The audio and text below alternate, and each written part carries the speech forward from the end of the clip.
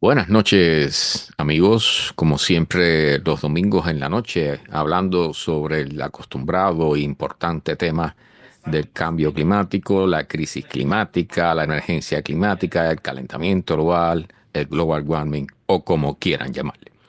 Vamos a comenzar dando saludos a los amigos que ya están en línea porque tenemos unos cuantos ya. Zoraida, bienvenida. Buenas noches. Tienes el número uno. Enrique, mi hermano, buenas noches. Gilar, bienvenido, buenas noches. Tenemos algunos cuantos más por ahí, no puedo verlos todos todavía, Facebook no me los muestra. Vamos a comenzar cuanto antes a compartir la charla de hoy porque realmente hay unas cuantas noticias. Y al igual, voy a poner el sonido porque realmente quiero ponerle algunas cositas. Como terminamos la semana pasada con el tema súper importante estas torres o estas emisiones de metano que se han descubierto en la Antártida. Bien, para resumir y no dejar enganchado el tema, este es un tema sumamente importante y espero, o sea, lo estoy retocando, estoy tomando esta nueva vía, ¿no? Para al comienzo de la charla tratar de retocar el tema final de la charla anterior para mantener una secuencia, ¿no? Una cadencia adecuada. Y realmente este tema, dicho sea de paso, o sea, hoy voy a terminar con el tema del agua, que es sumamente importante, y voy a comenzar con este que es el tema peligroso de la semana pasada, ¿no? Porque, bueno, hoy no tenemos noticias tan terribles, pero el tema del agua de por sí ya solamente es preocupante. Bien, esta misión española este grupo de científicos españoles detectaron grandes emisiones de metano en la Antártida. Y este es un tema extremadamente preocupante porque realmente el metano, recuerden que tiene un montón de capacidad por encima del CO2 de mantener el efecto invernadero y reforzarlo, ¿no? Entonces, este es otro de los síntomas que nos están diciendo que hay ciclos de realimentación positiva en todo el planeta que están activándose, que ya se están activando hace tiempo. O sea, ahora están reforzándose, están incorporándose algunos nuevos que desconocemos por completo y otros que esperábamos que ocurrieran como este y que tarde o temprano los científicos han descubierto que realmente está funcionando y que está siendo parte del problema que tenemos, ¿no? Renato, bienvenida, buenas noches. Mi hermana, bienvenida, buenas noches. Ana. Bueno, vamos adelante porque tenemos como siempre muchas cosas interesantes por tocar. Hace unos meses atrás tocamos el tema del ciclón de la isla de Mayotte, que es una isla francesa que está en el Océano Índico, y que había un huracán, que dicho sea paso, se llamaba Chido, que la había golpeado y yo no había tenido oportunidad de ver imágenes tan impactantes como estas, ¿no? O sea, realmente para aquellos que lo escuchan en el podcast o en la emisora de radio, o sea, lo que quedó en esa isla fue prácticamente nada, ¿no? Quedaron algunos edificios en pie, pero todo lo demás, me imagino que serían casas de bajos ingresos, ¿no? Personas pobres. Realmente es una isla bastante pobre y cuando estas islitas, ya de por sí el hecho de ser islas, cuando son golpeadas por huracanes, y particularmente ahora que los huracanes se están haciendo más fuertes, pues realmente es un desastre ya de por sí, ¿no? Y estamos acostumbrados a escuchar esas noticias de por siempre. Pero ahora específicamente con el tema del reforzamiento, de la intensidad de los huracanes y particularmente este que golpeó de lleno a esta isla, prácticamente el centro del ojo le pasó por encima, pues las imágenes son terribles, ¿no? Eso parece más bien un basurero que una isla habitada, ¿no? Y realmente las islas van a ser golpeadas duramente y en algún momento bueno, van a tener que ser o bien deshabitadas o las personas que estén allí van a quedar en un estado de pobreza increíble. Porque realmente reconstruir todos sabemos que reconstruir la infraestructura dañada particularmente por los huracanes, y nosotros aquí en el Caribe somos expertos en eso, pues lleva tiempo, a veces lleva años. Y como todos debemos saber, pues bueno, actualmente bajo las condiciones que están sucediendo con el cambio del clima, pues realmente los huracanes prácticamente tienen posibilidades de golpearnos a veces con diferencias de tiempo de menos de un año, como sucedió aquí mismo en la Florida el año pasado, hubo personas aquí en la Florida que tuvieron no dos, tres huracanes, uno detrás del otro prácticamente, afectándolos. Entonces, definitivamente, o sea, imagínense si en zonas como aquí en la península de la Florida, en un país desarrollado, hay personas que tienen que abandonar sus propiedades y irse realmente a buscar otro lugar donde habitar. Imagínense en una islita en el medio del Pacífico que es pobre, ¿no? Entonces, también lo tuvimos con el huracán Beryl, cuando el comienzo de la temporada del año pasado, que golpeó islas de aquí del Caribe, que prácticamente las dejó en un estado lamentable, ¿no? Entonces, este es un tema que es feo, pero que realmente es parte de la realidad que lamentablemente vamos a tener que estar viviendo.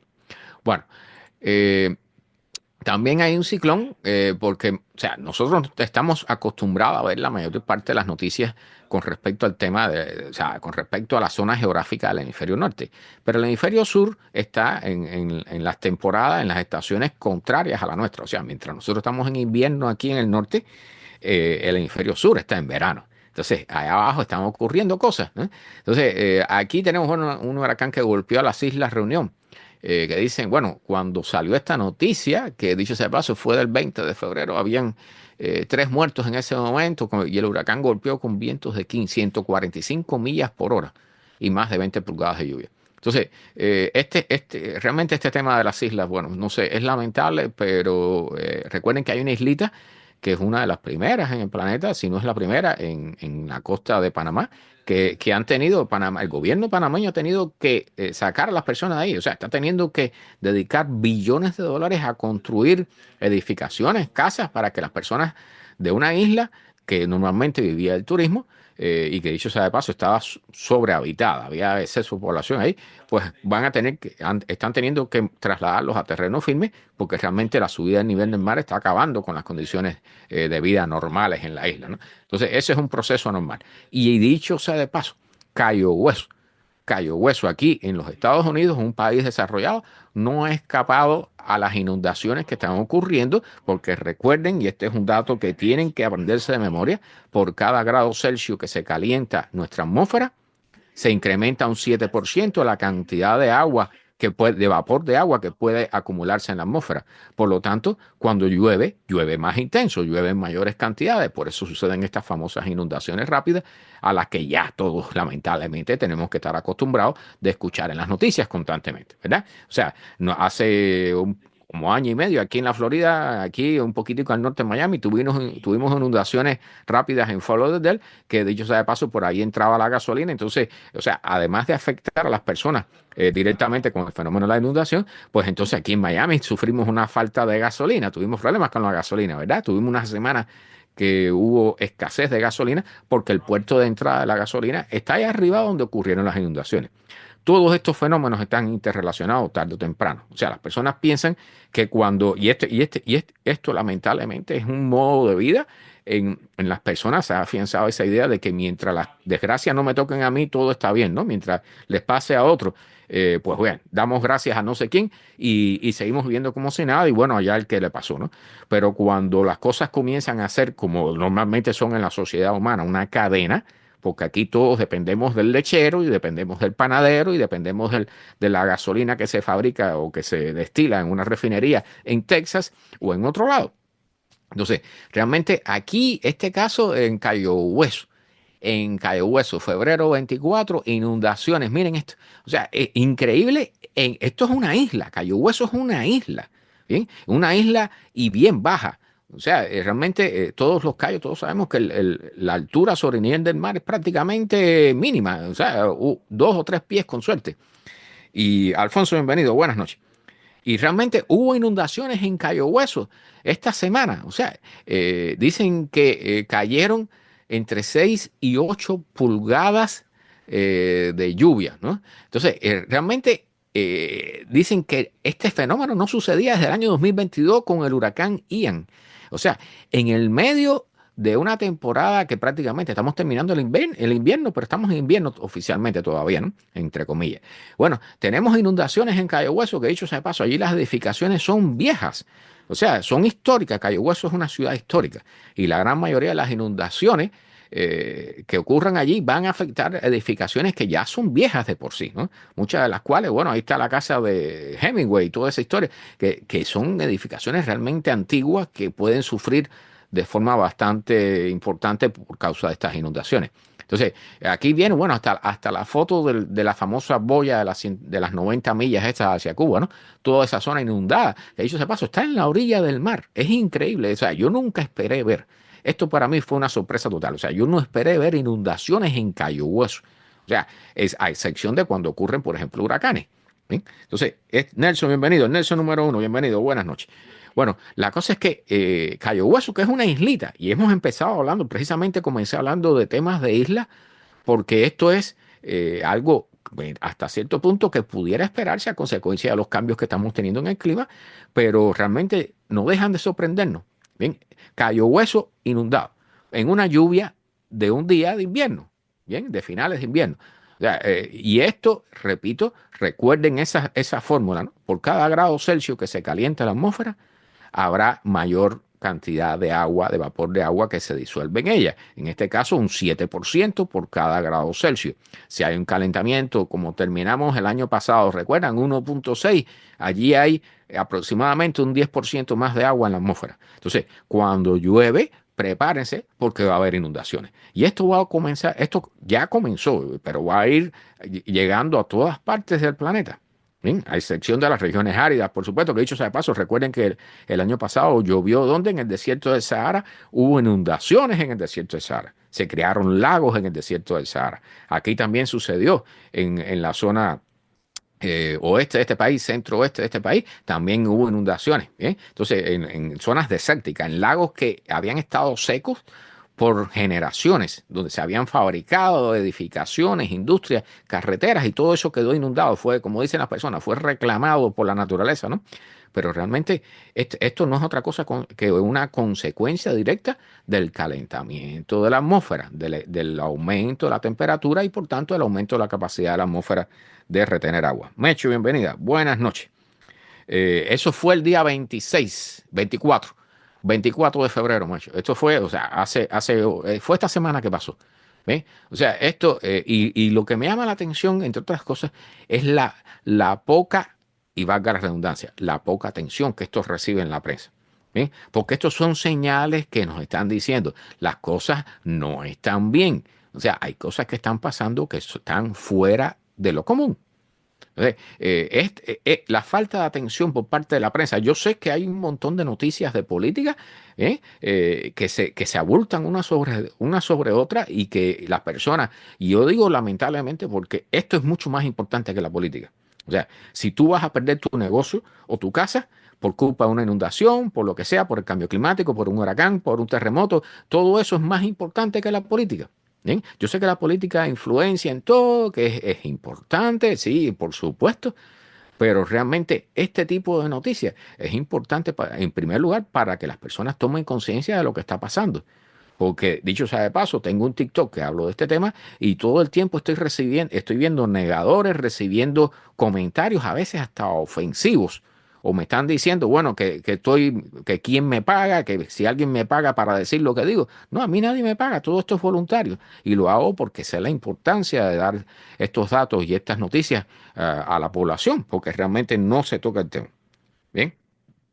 Sí, fue el 24. Bien. O sea, realmente, sí, Mecho, fue el 24, no el 26, correcto. Bueno, la cosa es que vamos a continuar porque hay varias noticias aquí. Hubo un fuego aquí en Carolina del Sur. No sé si o sea, hasta qué punto llegó eso, no seguí mucho la noticia, pero el tema de los fuegos, Carolina del Sur, que dicho sea de paso, o sea, lo que traigo la noticia es más bien no por la noticia, sino por un comentario que lo tengo marcado. Correcto. Bien, esta persona aquí dice que las Carolinas han estado en las noticias por desastres demasiado a menudo últimamente. Bien, entonces, y eso es parte también de lo que está sucediendo. O sea, no es que tú tengas un fenómeno. En las Carolinas, bueno, tuvimos el N el año pasado, ¿verdad? Que aquí traigo noticias sobre eso también todavía. Hay cosas que se están explicando sobre lo que sucedió. ¿Sí? Pero realmente hay tantas cosas golpeando a la vez que vamos, no sé, entre comillas, se los digo así, vamos a tener que acostumbrarnos a esto, aunque acostumbrarse a esto no se debiera, o sea, más bien debiéramos tratar de resolver el problema, pero no lo vamos a hacer, así que vamos a tener que acostumbrarnos a tener desastres, un desastre detrás del otro y a veces varios en conjunto. Bien, bien, este artículo, que no lo puedo leer porque está detrás de una pared de pago, pero sé lo que dice.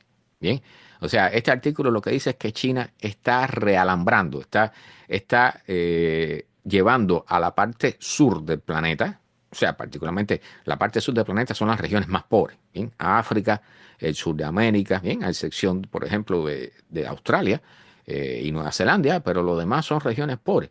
Y entonces China está ayudando a esas zonas a tener energía limpia. Bien, pero ¿qué quiere decir esto? Porque realmente el simple hecho, bueno, de que en África y en otros lugares se estén instalando paneles solares procedentes de China, que son sumamente baratos, bien, eso ya de por sí es una noticia, pero no es lo más importante. ¿Eh? Sino el hecho de que estas condiciones que está generando China, esa producción tan barata de paneles solares, ¿eh? Va a ayudar a todos estos países pobres, ¿eh? A salir un poco de la pobreza. Porque una de las cosas que ha influido en la pobreza en la parte sur del hemisferio terrestre, del planeta, es que los costos del petróleo son muy elevados normalmente. O sea, los países pobres no tienen suficiente dinero para adquirir el petróleo o las formas de energía de combustibles fósiles para poder echar para adelante la economía. Entonces, ahora los países pobres están teniendo acceso a paneles solares producidos en China que son muy baratos. Entonces, imagínense, yo he visto, bueno, el otro día había un incendio de paneles solares en Cuba, no sé si serían chinos, no sé de dónde sería, ¿bien? Y también una noticia de que había una mafia rusa también instalando paneles solares en Cuba y todo ese tipo de cosas. Pero realmente los chinos, ¿bien? Este es un cambio fundamental en la energética del mundo, ¿no? Porque estos países pobres que normalmente tienen poco acceso a la compra del petróleo por los precios que generalmente son elevados, ¿sí? Cuando tienen acceso a este tipo de energías limpias, que una vez que tú haces la inversión, de ahí para allá prácticamente todos los tienes gratuitos, gracias a la luz del sol, pues puede ayudarlos a desarrollarse, ¿no? A salir un poco de las pobrezas. Eso, voy a decirles, recuerden que llevamos prácticamente toda la historia de la humanidad diciendo que queremos acabar con la pobreza y no lo hemos hecho y por el camino que damos no lo vamos a hacer. ¿Sí? Pero bueno, es una posibilidad. Yo me alegro, ¿no? Porque la gente pobre pueda tener su bombillito en la casa y quizás una cocina eléctrica en lugar de estar cortando árboles para producir leña, ¿no? Recuerden, por ejemplo, el caso de Haití, el caso lamentable de Haití, donde la famosa foto, ¿no? De que en la frontera entre República Dominicana y Haití, donde República Dominicana está llena de árboles, son bosques, y entonces Haití es hierbita, ahí no hay ni árboles, han acabado hasta con los árboles para poder cocinar. Entonces, ese tipo de situaciones, quizás esto pueda ayudar, no pienso que pueda ayudar a resolverlas, pero sí aliviarlas un poco. ¿Bien? Es una buena noticia. Y aquí en este mapa están marcados en azul más oscuro posible las zonas, ¿bien? Que han importado, los países que han importado, que importan mayor cantidad de paneles solares desde China. Y miren esto, Portugal, España, por supuesto países de África, que dicho sea de paso, China ahí ha entrado con mucha fuerza y tiene influencia bastante grande en muchos de esos países de África. ¿Sí? La India, bien, Australia, dicho sea de paso, está importando muchos paneles solares de China.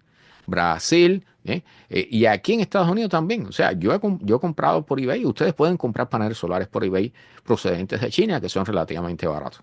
Bien. Incluso los más modernos que son flexibles. O sea, hay opciones. Bien. Dicho sea de paso, cuando ustedes compran, por ejemplo, en eBay, paneles solares de China, no esperen tener el nivel de potencia que les dicen. O sea, si usted compra un panel que dice que da 200 watts, espere que cuando más dé 150. Bien, con suerte, lo más probable es que le dé 100, 110 watts. Pero bueno, o sea, siempre están exageradas las mediciones, los anuncios, pero realmente funcionan. O sea, generan y funcionan y son relativamente baratos. Entonces, es una opción y eso está cambiando, pudiera llegar a cambiar el balance energético en el planeta. Bien, ya comienzan a salir los primeros comentarios con respecto a la posibilidad de los huracanes, la temporada de huracanes de este año. Y este señor, que dicho sea de paso, él creo que es de Bahamas, pero bueno, él habla todo en inglés. Pero aquí sí muestran, voy a quitarle el sonido y voy a ir corriendo el video. ¿Bien? Las aguas del Océano Atlántico están por encima de las temperaturas promedios de esta época del año. O sea, en este mapa que ven aquí, todas las zonas que están en amarillo o rojo está por encima de las temperaturas promedio de esta época del año. ¿Qué quiere decir eso? Nada, que la temporada de huracanes puede comenzar antes del 1 de junio, que es el comienzo oficial, ¿no? Y entonces, estamos todavía, o sea, no hemos llegado ni a abril, ¿no? O sea, estamos comenzando marzo, pero ya aquí está incluso la lista Déjenme ver si se las puedo mostrar. Bueno, aquí está el mapa con la... Fíjense, el Golfo de México está caliente. Hay zonas muy calientes. Hay zonas un poquitico más frescas en el agua del Golfo de México, cerca de la Florida, pero el resto está caliente. ¿Mm? Todo eso, todas estas temperaturas que ven aquí en el mar, son propensas para el surgimiento de organismos tropicales. O sea, hay suficiente temperatura. Claro, hay otros eventos que vamos a hablar aquí incluso, no sé si él lo pone aquí al final, ¿bien? Con respecto al tema de la niña y el niño, que también influyen allí. Hay muchas condiciones que influyen en la formación de huracanes, pero con respecto a la temperatura del agua, bien, la cosa está poniéndose mala. Bueno, este esquema sobre el niño y la niña, después lo voy a explicar porque tengo un artículo que lo explica mucho mejor. Pero lo que sí quería mostrarles es esta gráfica, bien, que dicho sea de paso, esta es una gráfica producida por la NOAA, la Administración de la Atmósfera y el Océano de los Estados Unidos, bien, una agencia de las más reconocidas, al igual que la NASA, es una de las agencias más respetadas en todo el planeta y que dicho sea de paso, ¿qué está sucediendo aquí? Que están despidiendo, bueno, aquí tengo artículos que hablan sobre eso, despidiendo a cientos y cientos de trabajadores de la NOAA por incluso muchos con gran experiencia porque simplemente han cambiado de puesto. Bueno, después voy a explicar sobre eso. Pero la NOAA aquí pone un pronóstico, pone las probabilidades con respecto al tema del niño y la niña para los próximos meses, incluyendo hasta noviembre. Y todo indica que vamos a estar a mediados del año, vamos a estar en condiciones neutras. Es decir, ni niño ni niña. Vamos a estar en la zona neutral, en el medio de, pero recuerden que la niña puede incrementar la formación de huracanes, puede favorecer la formación de huracanes y ciclones aquí en la zona del Caribe, pero la niña este año se esperaba que comenzara a mediados del año pasado, nunca llegó, llegó a finales del año, fue muy débil y entonces ahora está por supuesto ya en caída. La niña no ha enfriado prácticamente, no ha contribuido a un cambio importante. Nosotros esperábamos que refrescara un poco la temperatura del planeta. Eso no ha ocurrido. La niña ha sido muy débil. Y ya como ven, esas líneas rojas que ven allí es el comienzo del niño. Y a mí se me erizan los pelos. ¿Ven? El niño puede reducir las posibilidades de formación de organismos tropicales aquí en el Caribe. Bien, eso es una ventaja que nos da. Pero recuerden que el niño fue también parte del problema de la elevación de las temperaturas a nivel global hace poco más de un año. Bien, entonces, a inicios del año pasado, ¿verdad? Finales del antes pasado e inicios del año pasado, 2024. Entonces, si el niño regresa, todavía va a contribuir a subir más las temperaturas. Y recuerden que el año pasado terminó con ¿cuánto? Por encima de 1,5 grados Celsius de calentamiento a nivel global. Entonces, esa es una muy mala noticia si el niño regresa tan rápido. O sea, eso pudiera ser otra señal más. Espero que no sea. Pero todo está indicando que para finales de este año o posiblemente inicios del año que viene pudiéramos estar entrando en el niño de nuevo. Y esa sería una muy mala noticia. ¿Bien? Entonces, quería traerle este esquema porque realmente se adelanta bastante. Bueno, aquí está el artículo con la imagen de lo que explica qué cosa es el niño o la niña, ¿no? Entonces, aquí este artículo que habla es que han descubierto nuevas relaciones entre que llevan como consecuencia a las temperaturas extremas que hemos tenido en el planeta prácticamente en los últimos 2 años, ¿no? Y como pueden ver aquí claramente, fíjense, las condiciones del niño, ¿qué cosa es el niño? No es otra cosa que un calentamiento, por supuesto, eso influye también en los vientos, en la atmósfera y todo, pero un calentamiento, o sea, aguas muy calientes en la zona del Pacífico, en la costa oeste de América, ¿bien? Y en el centro del Pacífico, o sea, en la parte oriental del Pacífico, en la zona central del Pacífico, en la zona ecuatorial del Pacífico. Entonces, allí se generan corrientes ascendentes, el aire se calienta, la atmósfera se calienta, se generan corrientes ascendentes, por lo tanto hay tormentas, hay lluvias, todo eso en esa zona. Pero eso a su vez, ese aire una vez que llega a la estratosfera se enfría, baja y es sumamente seco cuando baja. Y entonces genera sequías en Australia, en el sur de Asia, bien, en el este de Asia y también aquí en el Atlántico, en la zona del Caribe, donde eso contribuye a la reducción o a reducir las probabilidades de tener formación de ciclones tropicales. ¿Sí? Eso es una de las causas. Entonces, ¿qué es lo que hablan aquí los científicos? Bueno, que han descubierto algunas oscilaciones nuevas. Y aquí están hablando particularmente, a ver si lo tengo por acá. Aquí explican todo lo que es el fenómeno del niño. El artículo está muy interesante, está muy bueno. Bien. Eh, pero han encontrado una relación entre un tipo de oscilación de muy largo periodo con las temperaturas extremas que han habido. ¿Sí? Y aquí, por supuesto, mencionan el calentamiento antropogénico, que es el global warming, el calentamiento global. ¿Bien? Calentamiento antropogénico quiere decir generado por nosotros en la atmósfera. ¿Bien? Entonces, por supuesto, están preocupados, sumamente preocupados por el incremento de la temperatura sumamente notable entre el 2023 y el 2024. ¿Sí? Aquí está para el caso de la niña. Fíjense que en el caso de la niña, el centro del Pacífico está frío, ¿bien? O sea, está por debajo de las temperaturas normales. Y entonces las lluvias se trasladan hacia la zona que es Australia, el sureste de Asia, ¿bien? Y en el Caribe, que allí es donde la niña hace más favorables las condiciones para el surgimiento de huracanes, por ejemplo, aquí en la zona del Caribe, ¿bien? Pero lo que le importa a estos científicos es las famosas teleconexiones. O sea, cómo los fenómenos del niño y la niña influyen en otras partes del planeta. O sea, no se quedan a un nivel local, sino que hay relaciones en todo el planeta, donde aquí hablan de la teleconexión circunglobal, bien, que ocurre en el verano del hemisferio boreal, bien, que en inglés tienen las siglas CGT. Bien, esto se descubrió solamente en el año 2005. O sea, fíjense cómo nosotros estamos todavía a estas alturas descubriendo cosas que influyen en la temperatura, en el clima global, bien, que han estado funcionando a lo largo de toda la historia de la humanidad y que solamente ahora, gracias a la tecnología que tenemos, particularmente los satélites, podemos descubrir. Bien. Entonces, aquí hablan de las ondas de Rossby. Miren aquí abajo, ahí lo dice. Bien, aquí tengo un artículo que explica esto, pero son ondas que se generan de muy largo periodo, que se generan en fluidos que rotan. Recuerden que nuestro planeta rota. Ahí se incluyen las famosas fuerzas de Coriolis, los vientos alisios que son generados gracias a ese movimiento. Bien, entonces aquí hablan de cómo esas ondas de Rossby se manifiestan en las partes altas de la atmósfera. Bien, y generan cinco celdas, cinco ondas. ¿Sí? Particularmente, por ejemplo, en el caso de la corriente en chorro, que a veces usan los aviones para volar de forma más rápida, pasando el océano Atlántico, por ejemplo. Bien, entonces, lo que han descubierto es que ha habido variaciones desde los años 80 para acá, ha habido variaciones en los patrones climáticos generados por estas ondas que descubrimos solamente en el 2005. Bien, o sea, esto es un tema totalmente nuevo, pero han descubierto que se han movido esas celdas. Bien, voy a poner el mapa de nuevo.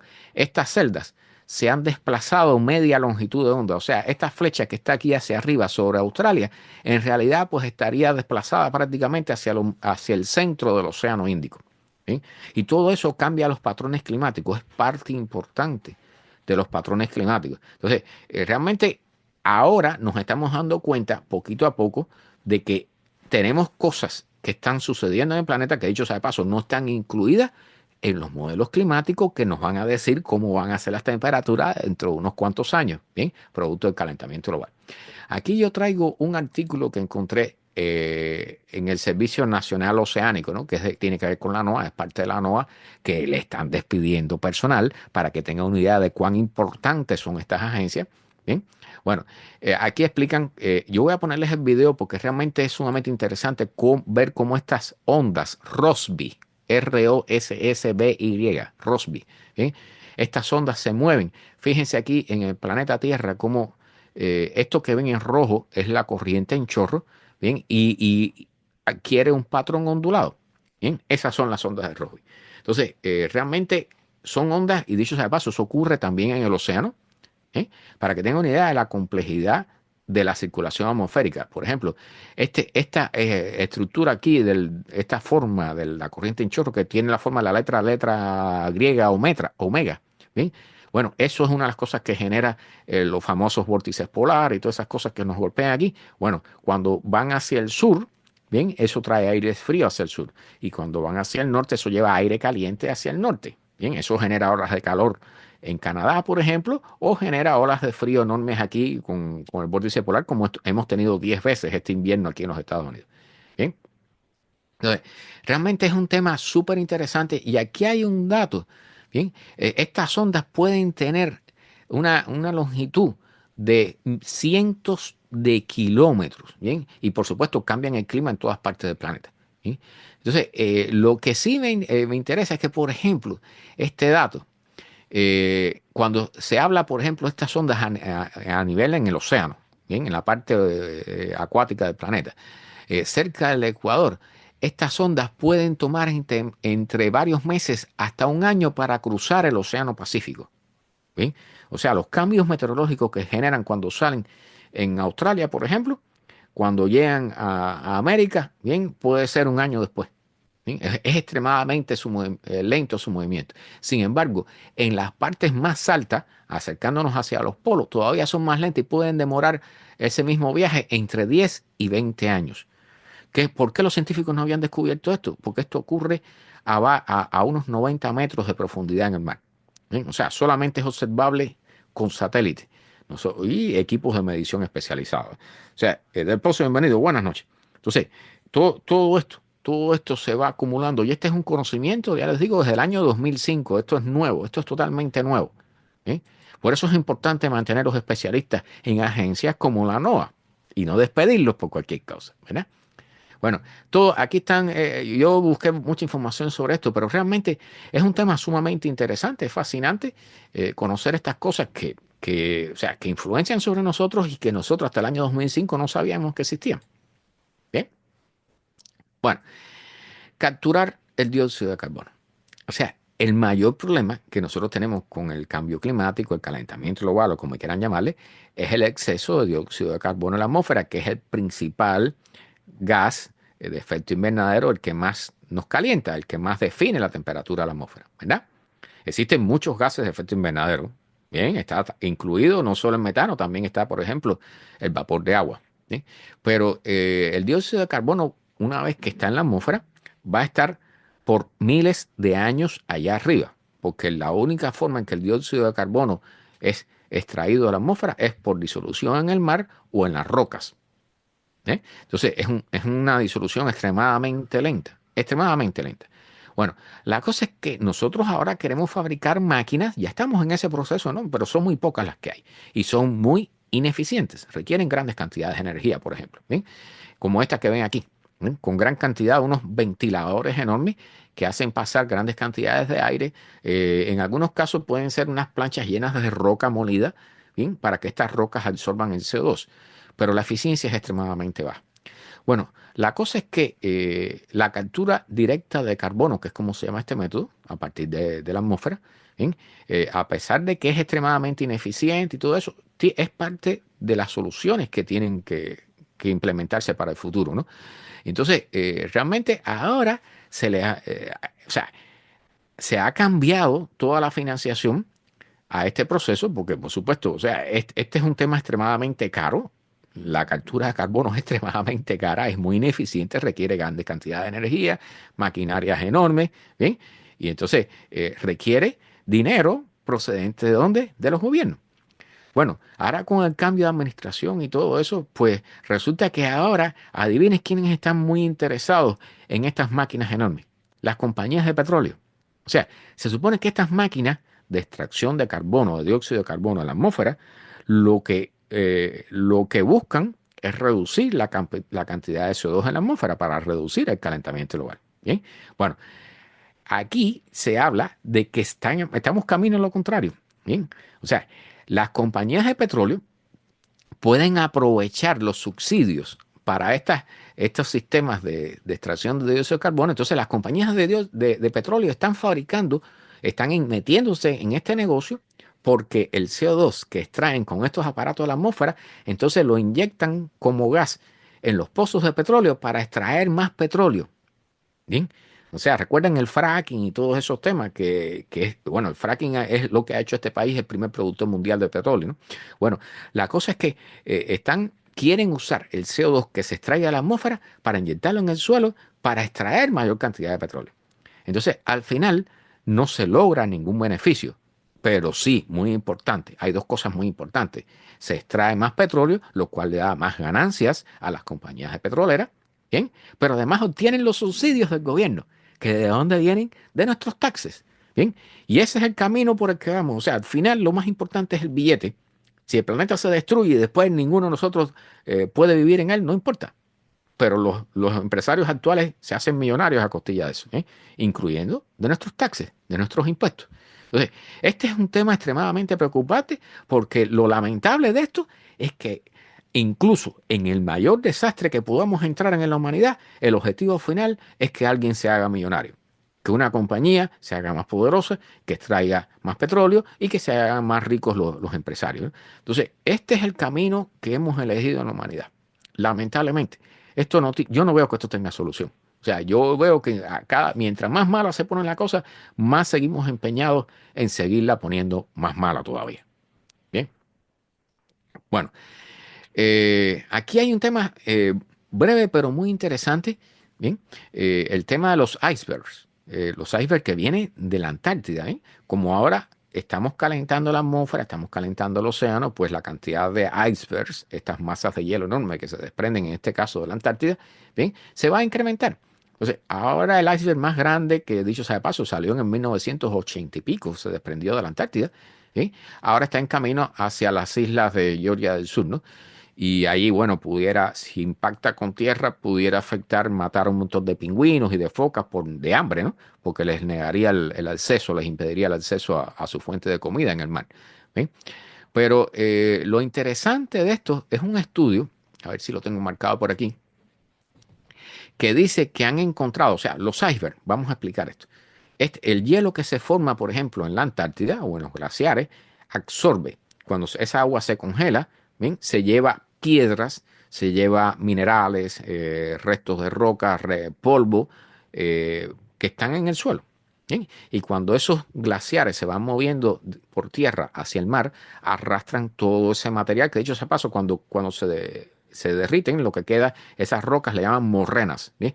Pero la cosa es que todo ese material que se lleva el hielo consigo, en forma en este caso de un iceberg, cuando va a través del mar se comienzan a derretir y van dejando caer eso hacia el fondo del océano. Entonces, en este caso, como hay una especie de carretera expedita, creo que aquí está el mapa, aquí hay un mapa, bien, aquí está el mapa. Fíjense cómo los icebergs, por ejemplo, que se rompen en ciertas zonas de la Antártida, terminan viajando todos en lo que llaman una autopista, ¿no? De los icebergs y terminan todos yendo hacia esta zona que es prácticamente la zona más cercana, la península de la Antártida que está muy cerca de la Tierra del Fuego, ¿no? Del sur de Chile y de Argentina. Entonces, todos estos icebergs en esta zona, cuando llegan a estas islas de Georgia, ¿cómo es? Georgia del Sur, ¿no? Bueno, la cosa es que allí depositan, cuando se van derritiendo, depositan estas rocas y estos restos de materiales que han arrastrado consigo. Entonces, los científicos han analizado y han encontrado aquí restos de materiales que han sido arrastrados por icebergs mucho antes, 3 millones de años antes de que la Antártida estuviera congelada.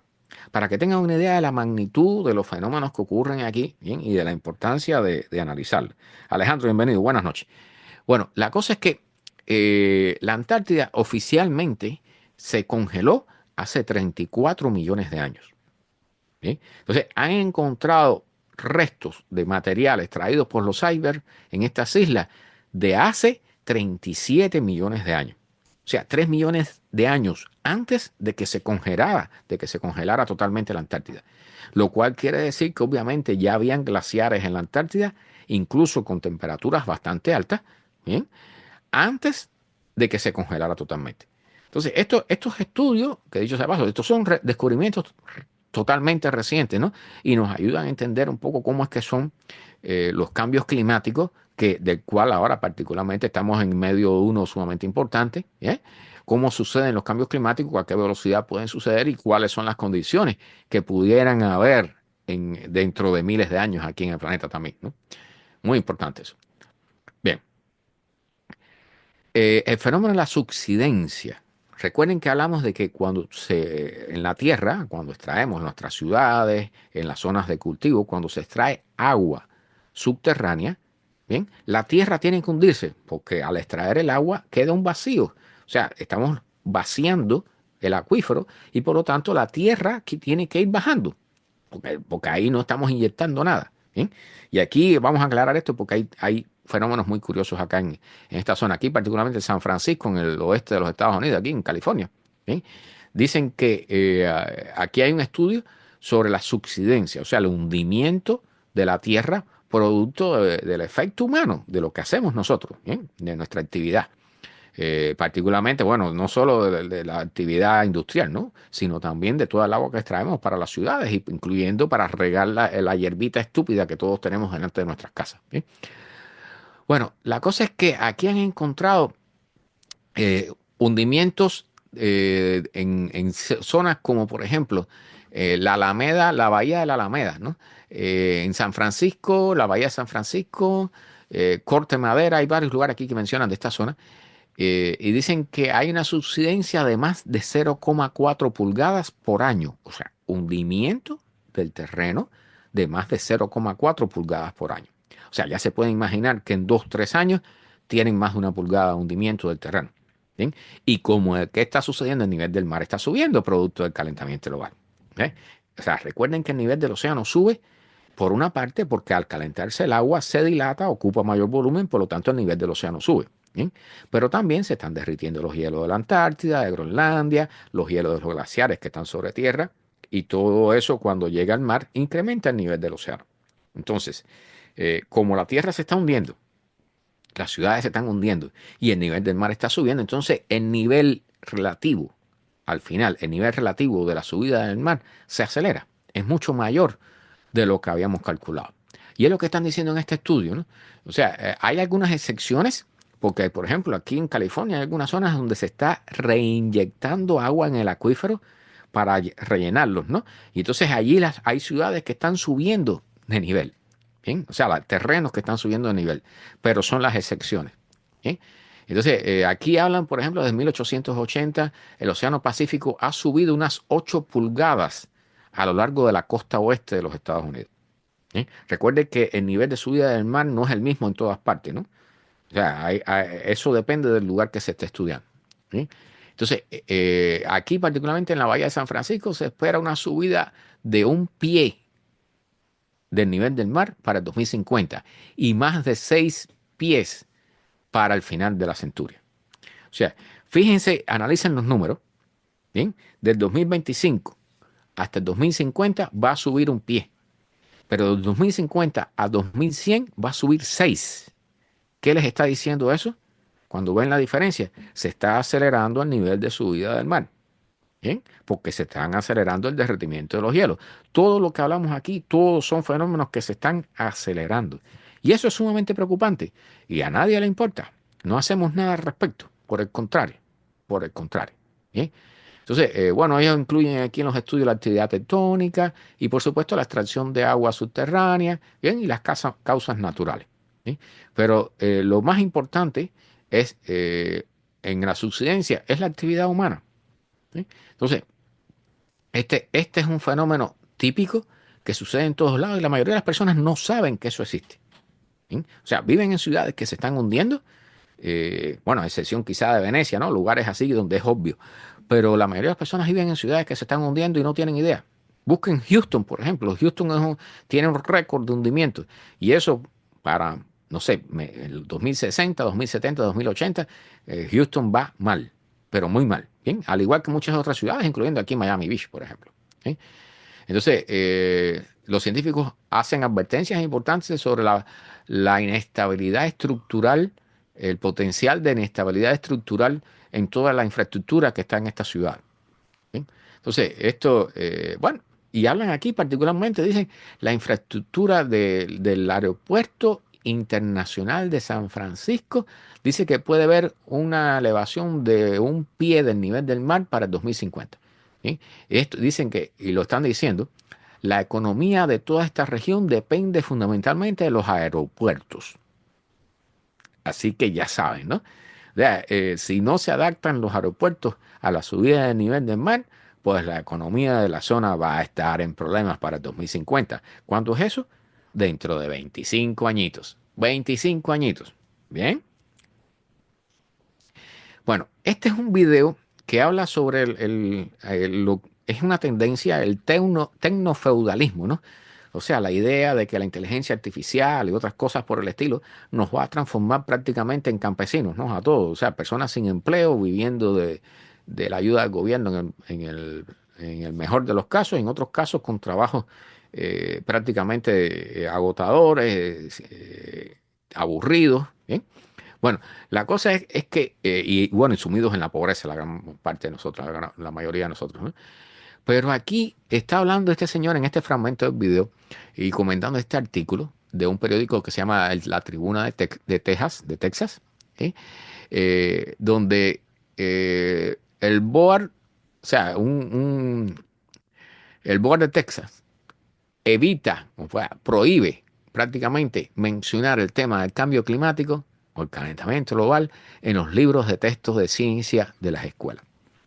¿Sí? Entonces, esto es, ¿qué les voy a decir? Como mínimo es preocupante.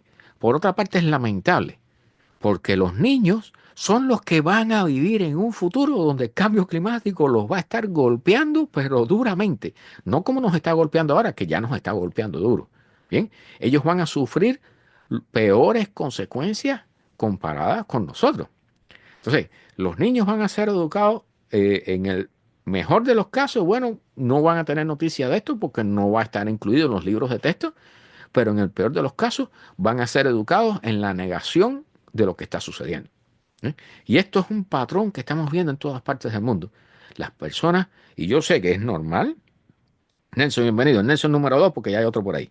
Y Marta, bienvenida, buenas noches. Bueno, yo sé que es normal cuando las personas se ven en peligro, es normal que tiendan a veces o a no querer escuchar las noticias o a negarlas, ¿bien? O a mantenerse en la ignorancia para evitarse preocupaciones o simple y llanamente deciden negarlo y decir que es, bueno, una teoría conspirativa o que es o como decían, ahorita recuerdo la palabra en inglés, un hoax. ¿Sí? Pero realmente este es un tema que ya nos está golpeando, que lo estamos viviendo. Acabamos de ver inundaciones en Cayo Hueso, acabamos de ver destrucción por huracanes, acabamos de ver de todo y estamos negándolo. Y lo peor es que a nuestros niños, que son los que van a tener que vivir desastres terribles en el futuro, bien, no los vamos a educar ni a preparar para eso. Entonces, ¿qué papel estamos jugando como generación de adultos, donde supuestamente debemos ser responsables por educar a nuestros niños y prepararlos para el futuro que viene, cualquiera que sea? ¿Bien? Y yo sé, y esto cada vez que tengo una oportunidad lo digo. O sea, cuando hablamos de las generaciones de los, no sé, los años 40, 50, 60, 70, 80, la idea que tenían los padres de un buen futuro para sus hijos era dejarles una casa, un auto y con suerte una cuenta en el banco. ¿Bien? Un poco de dinero en el banco. Sin embargo, cuando estamos ahora en el momento actual, yo se los digo, lo más importante para dejarle a tu hijo es un planeta en el cual pueda vivir, pueda ser feliz o al menos sobrevivir y tener comida, tener agua y un lugar donde vivir. ¿Bien? O sea, ya la cuenta en el banco y el auto y esas cosas ya dejan de ser importantes. Porque realmente lo más importante, recuerden que lo más importante es el agua, ¿no? Y la comida.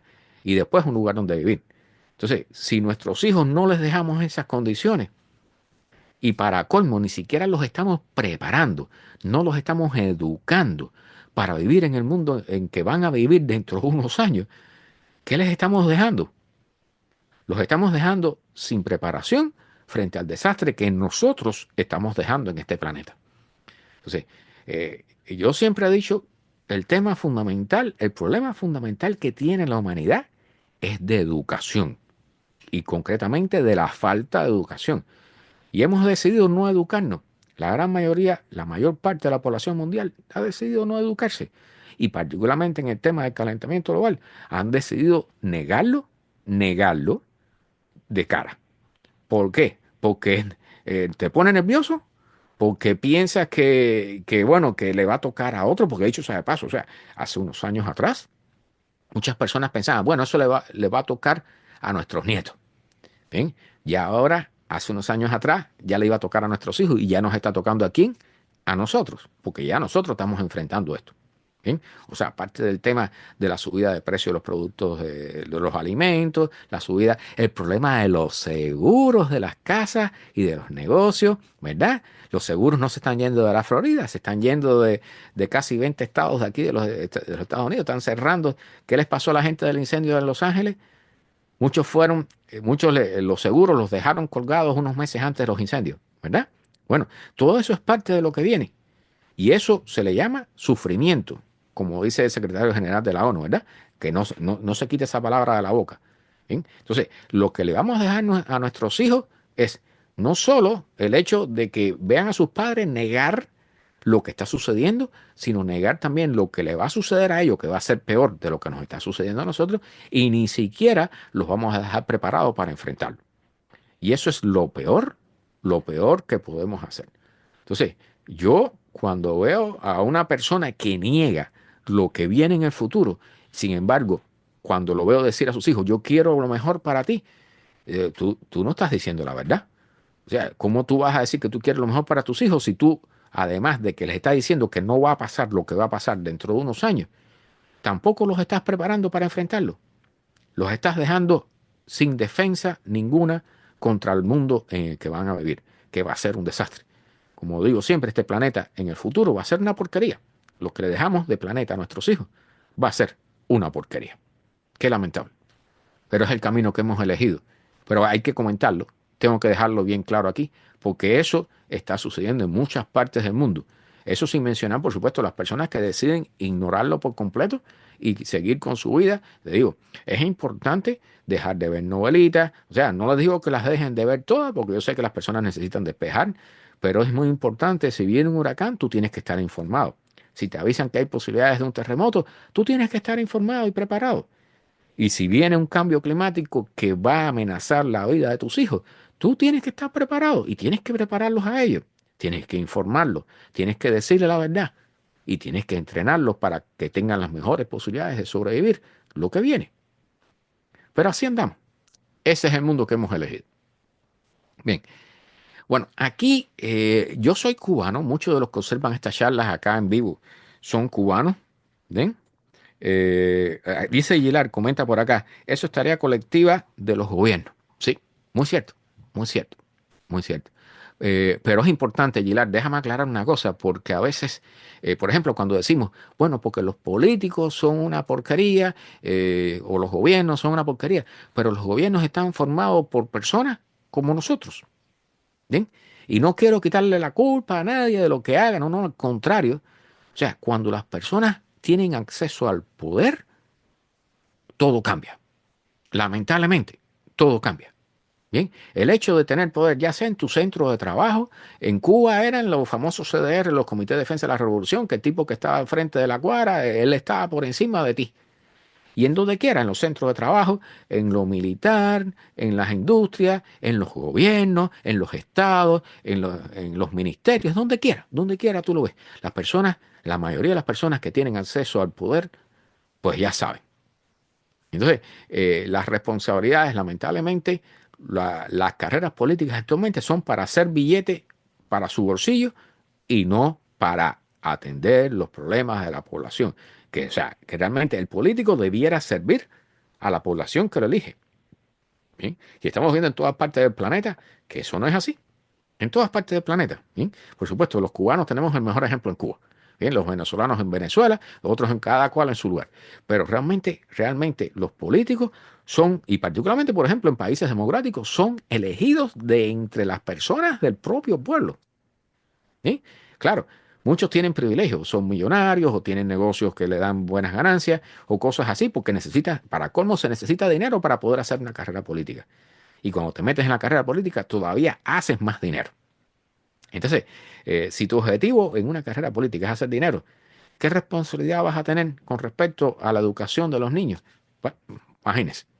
Sin comentario, Gilan. Gracias por ese comentario porque me dio espacio para decir esto. Bueno, los cubanos, y este es un tema que lo voy a tocar no solo por Cuba, no solo por Venezuela o países subdesarrollados. Esto va a comenzar, y esta es la muestra. Esto tarde o temprano va a comenzar a suceder en todas partes del planeta. ¿Bien? Porque recuerden que el problema principal que tenemos no es el cambio climático, no es el calentamiento global. El problema fundamental de la humanidad es el overshoot, así se le llama en inglés. O sea, es la sobrepoblación del planeta, el sobreconsumo de los recursos del planeta, el despilfarro, la contaminación de los recursos del planeta, del cual dependemos todos para mantenernos vivos. No solo nosotros, también los animales, las plantas, todas las especies vivas que hay en el planeta. ¿Bien? Bueno, la cosa es que aquí hubo un apagón, febrero 25, apagón en Chile, casi general. ¿Bien? O sea, yo como cubano, y a mí se me erizan los pelos cuando hablo sobre esto. Zoraida, bienvenida, buenas noches. Porque los cubanos sabemos lo que está sucediendo en Cuba, ¿verdad? O sea, hay caídas del sistema electroenergético nacional, o sea, apagones generalizados en la isla por falta de mantenimiento, por vejez por falta de atención al sistema electroenergético, también por falta de petróleo, bien, por descuido del gobierno, bla, bla, bla, todo eso que sabemos. Pero aquí en Chile, un país que hasta cierto punto se acerca más bien a los países, si no en vías de desarrollo, prácticamente casi desarrollados, bien, apagón generalizado en Chile. Para que vean que no solamente sucede en Cuba o en Venezuela o en Haití, bueno, no, esto va a comenzar a suceder en muchas partes del planeta. ¿Bien? ¿Recuerdan lo que pasó hace unos inviernos atrás en Texas? Que hubo cientos de muertos por un apagón, por efecto de un invierno, ¿bien? De un polar vortex, un vórtice polar, en Texas, en medio de los Estados Unidos. Muertos por apagón, porque las personas se congelaron en sus casas. ¿Bien? O sea, esto es un tema preocupante porque todos dependemos de la energía. Toda la civilización humana depende de la energía y particularmente del petróleo y de la energía eléctrica. Bien. Bueno, apagón generalizado en Chile. Y entonces tuvieron que declarar el estado de emergencia y meter, aquí hay imágenes, miren bueno, las ciudades oscuras, ¿no? Personas que estaban en un concierto, abandonar todo eso en medio de la oscuridad, pero tuvieron que sacar las tropas a la calle. Y esto es algo importante. O sea, con respecto al tema del desastre climático que nos viene, esto es un ejemplo adelantado de las cosas que van a venir y que ya están sucediendo como acabamos de ver. Aquí dicen, porque dicho sea de paso, por lo menos hasta el momento en que salió ese artículo, no habían dado una explicación concreta de qué había sucedido. Decían que había habido un fallo en una línea de 500 kilovolts de transmisión eléctrica. ¿Eh? O sea, parte del problema con la energía eléctrica actualmente es que se produce en un lugar y se consume en otro. Hay que transmitirla. Si hay, ya sea un desastre natural, un terremoto, un fallo por cualquier causa, a veces los fallos son, dicho sea de paso, por exceso de temperatura. Bien, porque las pérdidas en la línea aumentan con la temperatura. Puede haber un atentado, puede haber cualquier cosa. Bien, no sé, hasta un pájaro que se electrocutó. Bueno, lo que sea, un avión que cayó, se enredó con las líneas, lo que sea. Bueno, pues ahí viene el apagón. Y un apagón en Chile a nivel nacional. Tuvieron que sacar las tropas a la calle, declarar estado de sitio, o sea, que las personas no salieran a la calle. ¿Bien? Entonces, de noche, así que incluyendo la capital. Bien, entonces el artículo está bastante extenso. Habla, bueno, más de 8 millones de personas, casi 8 millones y medio de personas sin electricidad. Ya se pueden imaginar, ¿no? O sea, y entonces allí hablan de todo. Las personas que trabajan en bancos para afuera, porque los bancos trabajan con electricidad. Los bancos ya no trabajan con efectivo, no trabajan con papel, trabajan con computadora. Si no hay electricidad, no puedes sacar dinero de tu cuenta de banco, no puedes hacer transacciones, no puedes hacer absolutamente nada. Los bancos tienen que cerrar. ¿Bien? Y eso es una debilidad de la sociedad humana actual casi a nivel planetario. ¿Bien? Al igualmente, bueno, aquí hablan de todo lo que se paraliza el país. ¿Bien? El transporte, ellos tienen un metro también, todo eso tuvieron que paralizarlo, tuvieron que ir los bomberos a sacar a las personas del metro porque al quedarse sin electricidad se queda parado y no puede ni abrir las puertas. Bien, entonces, hablan aquí de muchas otras cosas. ¿Bien? Estado de emergencia, ya pueden imaginarse estado de emergencia en un país como Chile, producto de un apagón a nivel nacional. Entonces, nada, prepárense porque esto va a comenzar a ocurrir en todas partes del planeta. En las medidas que las temperaturas vayan subiendo, en las medidas que la red eléctrica vaya envejeciendo o vaya siendo dejada, o sea, sin atender correctamente, o dicho sea de paso, cuando hay lo que ocurrió en Texas fue con frío, ¿no? Con un invierno, pero cuando hay una ola de calor, sucede exactamente lo mismo. O sea, al igual que ha sucedido en la India o en cualquier lugar, en China, hay una ola de calor, las personas comienzan a hacer uso de la energía eléctrica de forma masiva, ¿verdad? Con aire acondicionado, ventiladores, todo para poder refrescarse y mantenerse vivo. ¿Qué viene detrás? Un apagón, porque hay un abuso de la red eléctrica que generalmente, dicho sea de paso, todo eso, el diseño de toda la sociedad humana actual, incluyendo las redes de celulares, que dicho sea de paso, aquí en Chile hasta los celulares dejaron de funcionar porque las torres se quedan sin energía, las torres de celular. ¿Bien? O sea, sin electricidad, la sociedad humana colapsa. ¿Bien? Cuando hay apagones producto de las altas temperaturas, comienzan a haber muertos. Porque las personas que tienen casas como aquí, nosotros tenemos aquí en Miami, por ejemplo, que dependen del aire acondicionado totalmente. Estas casas sin aire acondicionado, no se puede vivir dentro de ellas. No se puede. Porque prácticamente las ventanas no son suficientes, no tienen suficientes ventanas o no funcionan. No están diseñadas para funcionar sin aire acondicionado. Entonces, hemos diseñado toda nuestra sociedad de forma adrede, con toda intención, para el uso excesivo de energía. Cuando no hay energía, no funciona la sociedad para nada. Ni siquiera podemos vivir dentro de nuestras casas, ¿bien? Y menos en las condiciones climáticas que nos vienen encima.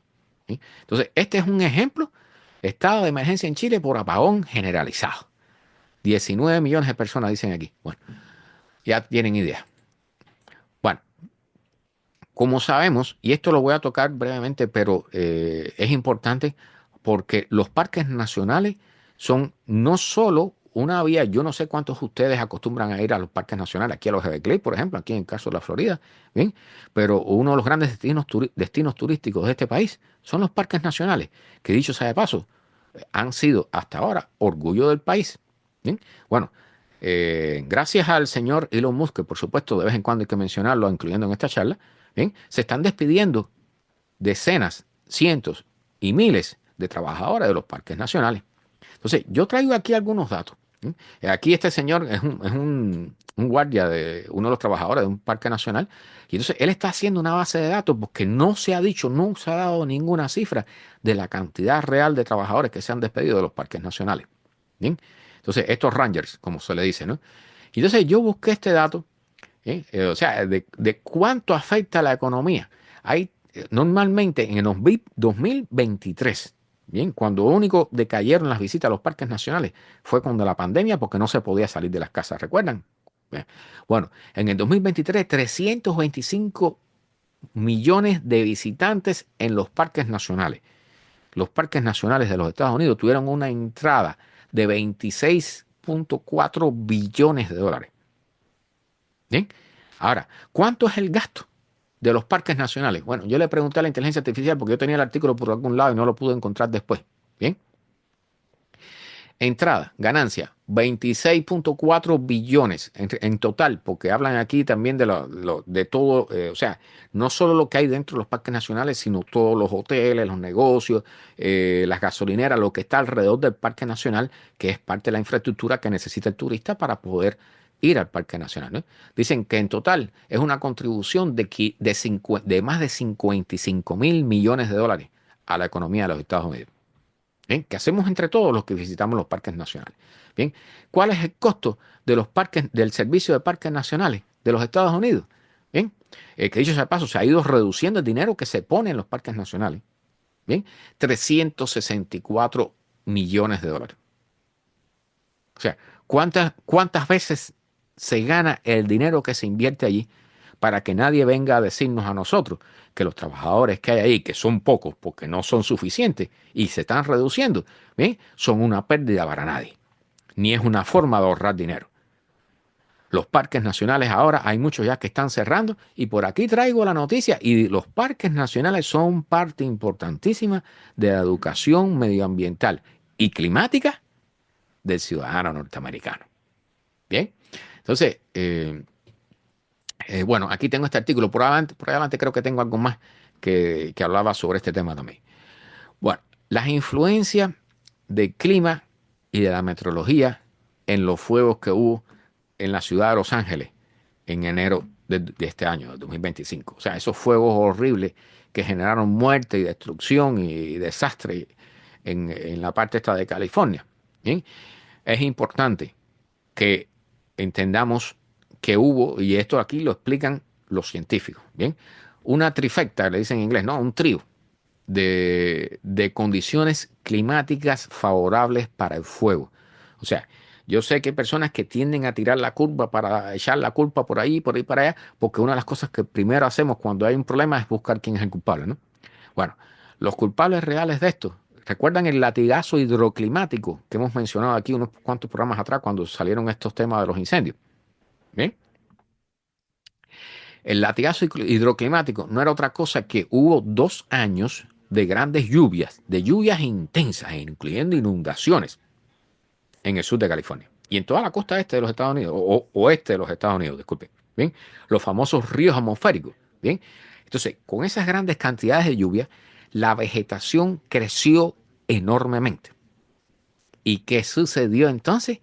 El invierno del 2025, que es la época, el invierno es la época de lluvias en California, fue extremadamente seco.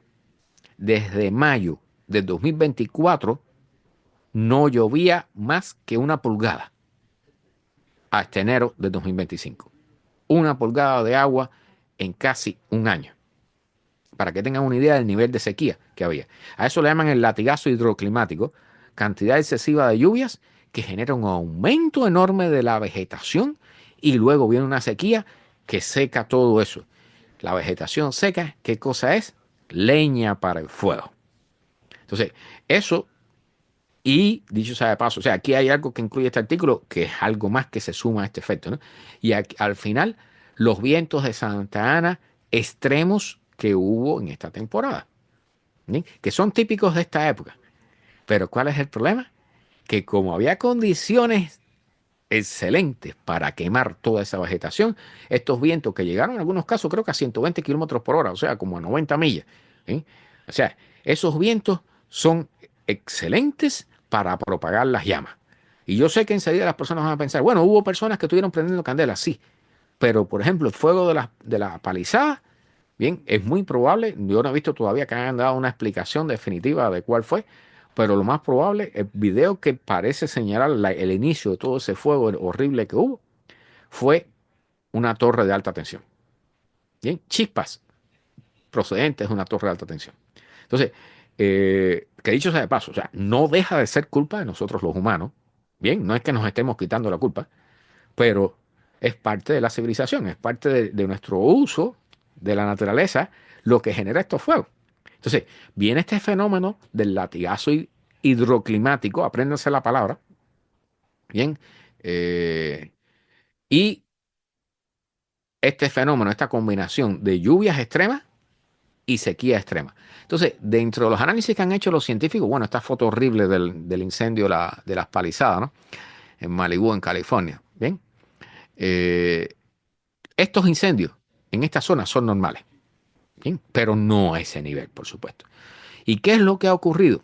Bueno, aquí hay un gráfico. Aquí de paso, esta foto que ven, estos son bomberos que se mueven a pie por las montañas ayudando a apagar los incendios. Esa gente se están jugando la vida. Tienen un trabajo que es de perros, de esclavos, ¿bien? Caminar por el monte con todas esas cosas que traen, mochilas con comida, con agua y las herramientas que llevan para luchar a mano contra el fuego. O sea, estos bomberos no luchan con carros de bomberos ni con helicópteros.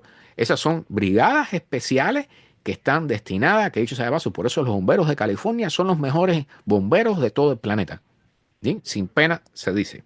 ¿Eh? Estos bomberos van a pie luchando contra las llamas, creando contrafuegos y toda esa serie de cosas. ¿Bien? Busquen esas historias porque allí eso es increíble. ¿Bien? De vez en cuando algunos quedan encerrados y mueren o tienen que ser salvados con helicóptero. ¿Bien? Bien, aquí hay un gráfico. Miren el nivel de sequía que había en esa zona. O sea, fíjense que había menos, casi 4 pulgadas menos de agua que debieron haber caído en toda esa zona en este invierno. Que no cayeron. Por supuesto, eso favorece los incendios. Entonces, hay aquí, bueno, los vientos de Santa Ana, el mapa de los vientos de Santa Ana que se esperaban para esa fecha, que contribuyeron a que se diseminaran todos estos incendios. Bien, pero lo más importante que quiero mostrarles es un gráfico, un par de gráficos. Este es, fíjense, aquí la cantidad de las precipitaciones. ¿Bien? Fíjense, desde el año anterior, o sea, desde inicios del año anterior, cómo se fue reduciendo y llegaron a un punto donde era mínima. Bien, o sea, después comenzó a llover. Recuerden que después que pasaron los incendios comenzó a llover y hubo deslizamientos de tierra y toda esa historia que ha habido ahí horrible. Bien, lo que se ha vivido ahí es horrible. Bien, la sequía extrema. Bien, entonces, los científicos aquí hablan, bueno, todo el fenómeno de la niña, la influencia del cambio de clima, pero hay un gráfico, que quería mostrarles, porque las condiciones de sequía, bien, se han ido corriendo hacia los momentos en que está el pico de los vientos de Santa Ana. ¿Ok? O sea, uno de los factores que más ha contribuido a que estos incendios tuvieran la magnitud horrible y enorme que tuvieron son los vientos de Santa Ana. ¿Bien? Esos vientos, cuando son tan intensos, ¿recuerdan el incendio de Hawái, de la Jaina? ¿Bien? ¿Qué es lo que había? Había un huracán por la zona sur a unas 80 millas de distancia o más, ¿bien? Pero que esos vientos tan fuertes fueron los que permitieron que se quemara rápidamente todo el pueblo, ¿verdad? Aquí ha sucedido exactamente lo mismo. Entonces, lo que está sucediendo en este caso, ¿bien? Es que las condiciones de sequía, ¿bien? Que originalmente se iban aliviando a finales de octubre, inicios de noviembre, bien, ahora duran mucho más en la temporada. Entonces, se acercan, bien, se van adentrando en los inicios, finales e inicios de ese año, inicios del próximo. Entonces, se van uniendo al pico de los vientos de Santa Ana. Todo eso va haciendo que las condiciones para estos incendios horribles se hagan mucho más probables, hagan mucho más fácil de ocurrir, ¿sí? Y de propagarse. Entonces, son condiciones, para decirlo así, condiciones malditas para esta zona. O sea, por supuesto, con estos incendios que hubo, por lo menos esas zonas que se incendiaron, allí hay que esperar a que vuelva a llover para que la vegetación comience a renacer, para que se vuelvan a generar estas condiciones. ¿Sí? Pero recuerden que después del incendio que pasó, que llovió bárbaramente, ríos atmosféricos, bien, que es otro tema que hemos tocado aquí. Entonces, este latigazo hidroclimático es un ciclo que se va a seguir repitiendo en todas estas zonas. Entonces, lo que están diciendo los científicos es que hemos elegido muy mal dónde construir y entonces decidimos, además de construir allí, estamos construyendo con materiales que son altamente combustibles, no estamos teniendo cuidado de nada. Que dicho sea de paso, muchas personas dicen, no, habría que cortar toda esa vegetación seca. No, no, no, no, no, es que toda esa zona, tú no puedes dejar eso sin un árbol. En primer lugar, no tienes economía para eso, no tienes fuerza humana para eso, no tienes capital humano para eso. ¿Sí?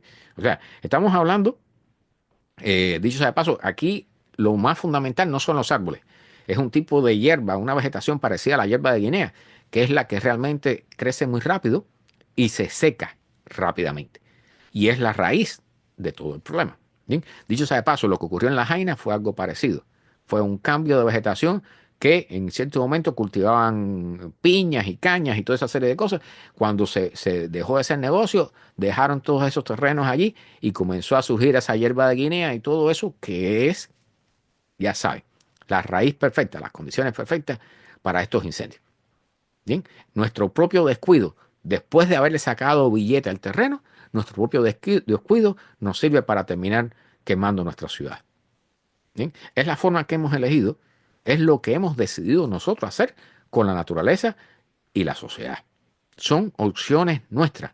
¿Por qué? Porque es más importante el negocio y el billete que incluso proteger a nuestra ciudad. Lamentablemente, lamentablemente. Bueno, aquí estos meteorólogos, o sea, hay personas aquí que se dedican a cazar tornados, cazadores de tormentas, de huracanes, ¿verdad? Son personas que se llaman meteorólogos extremos o cazadores de tormentas. ¿Bien? Entonces, se dedican a andar en sus automóviles, tienen que haber visto videos de ellos de todo tipo. Algunos crean automóviles blindados prácticamente para que le pasen los tornados por encima y todo eso. ¿Eh?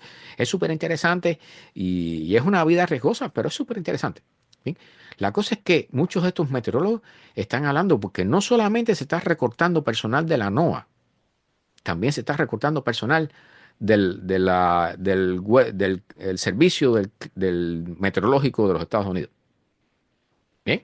Y lo que viene, dicho sea de paso, pronto para este país, vienen los famosos tornados, que como todos sabemos, producto del cambio climático, se están intensificando y se están moviendo fuera del corredor de los tornados clásicos, ¿verdad?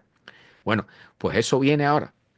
Viene ¿cómo le llaman aquí? Un outbreak, un surgimiento, una oleada de tornados que debe comenzar ahora a partir de la mitad de este mes, a partir de los días 10, 15, 20 de este mes, de marzo. Y entonces, ahora precisamente estamos reduciendo la cantidad de personal que nos va a servir para predecir, para pronosticar todos esos fenómenos meteorológicos extremos que hacen daño y que terminan matando personas. Entonces, lo están advirtiendo estos meteorólogos. Este no es el momento para hacer recortes en los servicios de la NOAA y del clima y de meteorología, y se están haciendo. ¿Eh? Aquí es importante explicar algunas cositas. Bien, aquí hablan también de los cientos, que dicho sea de paso, andan entre 800 y 1000 trabajadores de la NOAA y del Servicio Nacional del Meteorológico que han sido despedidos, ¿no? Esto es de febrero 27, ya, o sea, hace 2 o 3 días atrás.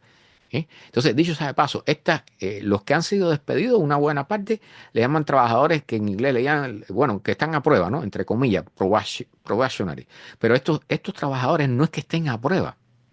O sea, algunos de ellos son personas que han entrado nuevos y que llevan menos de un año trabajando, ¿bien? Otros son personas simplemente que han pasado a un puesto por encima, o sea, han cambiado de un puesto de trabajo dentro de la propia agencia y entonces están dentro de un año donde están también en ese periodo que no es de prueba, ¿bien? Es un periodo nada más que se le llama así, es algo que es propio de este país, ¿bien? Entonces, la cosa es que por el simple hecho de haber cambiado dentro de la propia agencia de puesto de trabajo, la orden que llegó desde arriba fue despedirlos si estaban en el periodo de prueba de un año. El resultado es que dicen que, bueno, que probablemente el 10% de la fuerza de trabajo de estas agencias eran trabajadores que estaban en este famoso periodo de prueba, entre comillas. Todas esas personas han sido despedidas, sin importar quién es, ni el nivel de experto que sea en un tema cualquiera, ¿bien? Y de la importancia que tengan. ¿Bien? O sea, es la misma historia que con los trabajadores de los controladores de vuelo, que también se han despedido unos cuantos. ¿Bien? Aquí este es otro meteorólogo extremo también que trabaja en estas cosas, es famoso. Y él está aquí diciendo, porque aquí salió, este es un correo, un email, ¿bien? Comenzando ahora y por lo que viene, para el futuro que viene. Bien, el Servicio Nacional de Meteorólogos no va a seguir lanzando estos globos meteorológicos que se le llaman weather balloons, ¿no? Que son globos con estaciones meteorológicas que vuelan a grandes alturas para tener una idea de las condiciones, no solo cercanas aquí a la superficie, sino también en las capas altas de la troposfera. ¿Sí? Y la cosa es que no van a seguir lanzando estos globos desde Kotzebue, en Alaska. ¿Bien? Y dicho sea de paso, esto va a ocurrir en otras zonas también. ¿Por qué? Porque no hay suficientes trabajadores. Entonces, todo esto va a dañar los pronósticos del clima y los pronósticos meteorológicos en este país. ¿Bien? Y dicho sea de paso, lo mismo que le pasó a la NASA cuando terminó el proyecto del transbordador espacial o cuando terminó el proyecto Apolo, todas esas personas que son despedidas porque ya el proyecto se finaliza o porque son despedidas porque sí, porque dicho sea de paso, ninguno de estos ha trabajado mal. Bien, les imponen en los correos que trabajaron mal, pero no es así. Bien, esos expertos se pierden tanto temprano porque esas personas pasan a otros lugares, se ponen a trabajar en compañías privadas en otras cosas y todo el conocimiento se pierde. Bueno, igual, también la NOAA, esta gente están pegando el grito en el cielo, ¿eh? Todo eso. Aquí hablan, en este caso, la cantidad de grano que se exporta a través de los puertos en el río Mississippi, ¿bien? Y de cómo la NOAA, porque las personas piensan que la NOAA, ¿bien? Es nada más, bueno, la cosa del clima y eso. No, no, no, no, no. Aquí hay agencias que tienen un nombre y ahí, a partir de esa agencia, hay montones de cosas, al igual que el Departamento de Agricultura tiene que ver, por ejemplo, con las armas, ¿no? Bueno, aquí recuerden que el río Mississippi ha estado en sequía. ¿Bien? Entonces, ha habido momentos en que prácticamente las barcazas no pueden navegar por el río Mississippi y el río Mississippi es una de las principales arterias de exportación e importación en este país. Entonces, los pronósticos del nivel del agua en Mississippi, y dicho sea de paso, la posibilidad de pasar por debajo de los puentes, el nivel, de acuerdo al nivel del agua, todo eso lo determina ¿quién? La NOAA, los especialistas de la NOAA, muchos de los cuales han sido despedidos ahora. Bueno, bien, dicen aquí que hay un nuevo método que puede ser un cambio importante en el juego a la hora de transformar el dióxido de carbono en energía. Bien, la cosa aquí es que dicen ellos, o sea, la idea es transformar el CO2 que se absorbe desde la atmósfera en metanol, el llamado para los cubanos muy conocido, lamentablemente, el alcohol de madera. Bien, entonces, fabricar metanol a partir del dióxido de carbono. Dicen que han logrado un método con un sistema nuevo de catalizadores para aumentar la eficiencia en 1,5 veces. Bien, entonces, esto es una buena noticia. Sí, de acuerdo, es una gran investigación, es un gran resultado. Bien, dicho sea de paso, el metanol es parte fundamental para fabricar plásticos y toda una serie de cosas más, incluyendo, dicho sea de paso, creo que es el que se incluye, a ver, no es el que se incluye en la gasolina, pero cosas similares, sirve de combustible también. ¿Bien? Entonces, dicho sea de paso, este resultado lo obtuvieron dos investigadores de la Universidad Estatal de Oregon. Y los nombres son Chen-Xin Feng y Alvin Chang. Bueno, nada más digo el nombre para que tengan una idea de cómo están las cosas, ¿no? Pero bueno, es un nuevo electrocatalizador generado por los investigadores de la Universidad de Yale. Entonces aquí dicen que han mejorado, en lugar de usar un solo catalizador, usaron dos que logran separarlos, que actúe separándolo a una distancia de unos nanómetros en nanotubos de carbono, etcétera, etcétera, etcétera. Han logrado subir la eficiencia del proceso hasta un 50% cuando originalmente era un 30%. Felicidades. ¿Bien? Pero yo no creo que esto, por supuesto, esto no nos va a resolver el problema, porque el problema fundamental es dejar de emitir CO2 y extraer el que hemos metido en la atmósfera por más de 2 siglos y medio. Bien, es un tema complicado y difícil.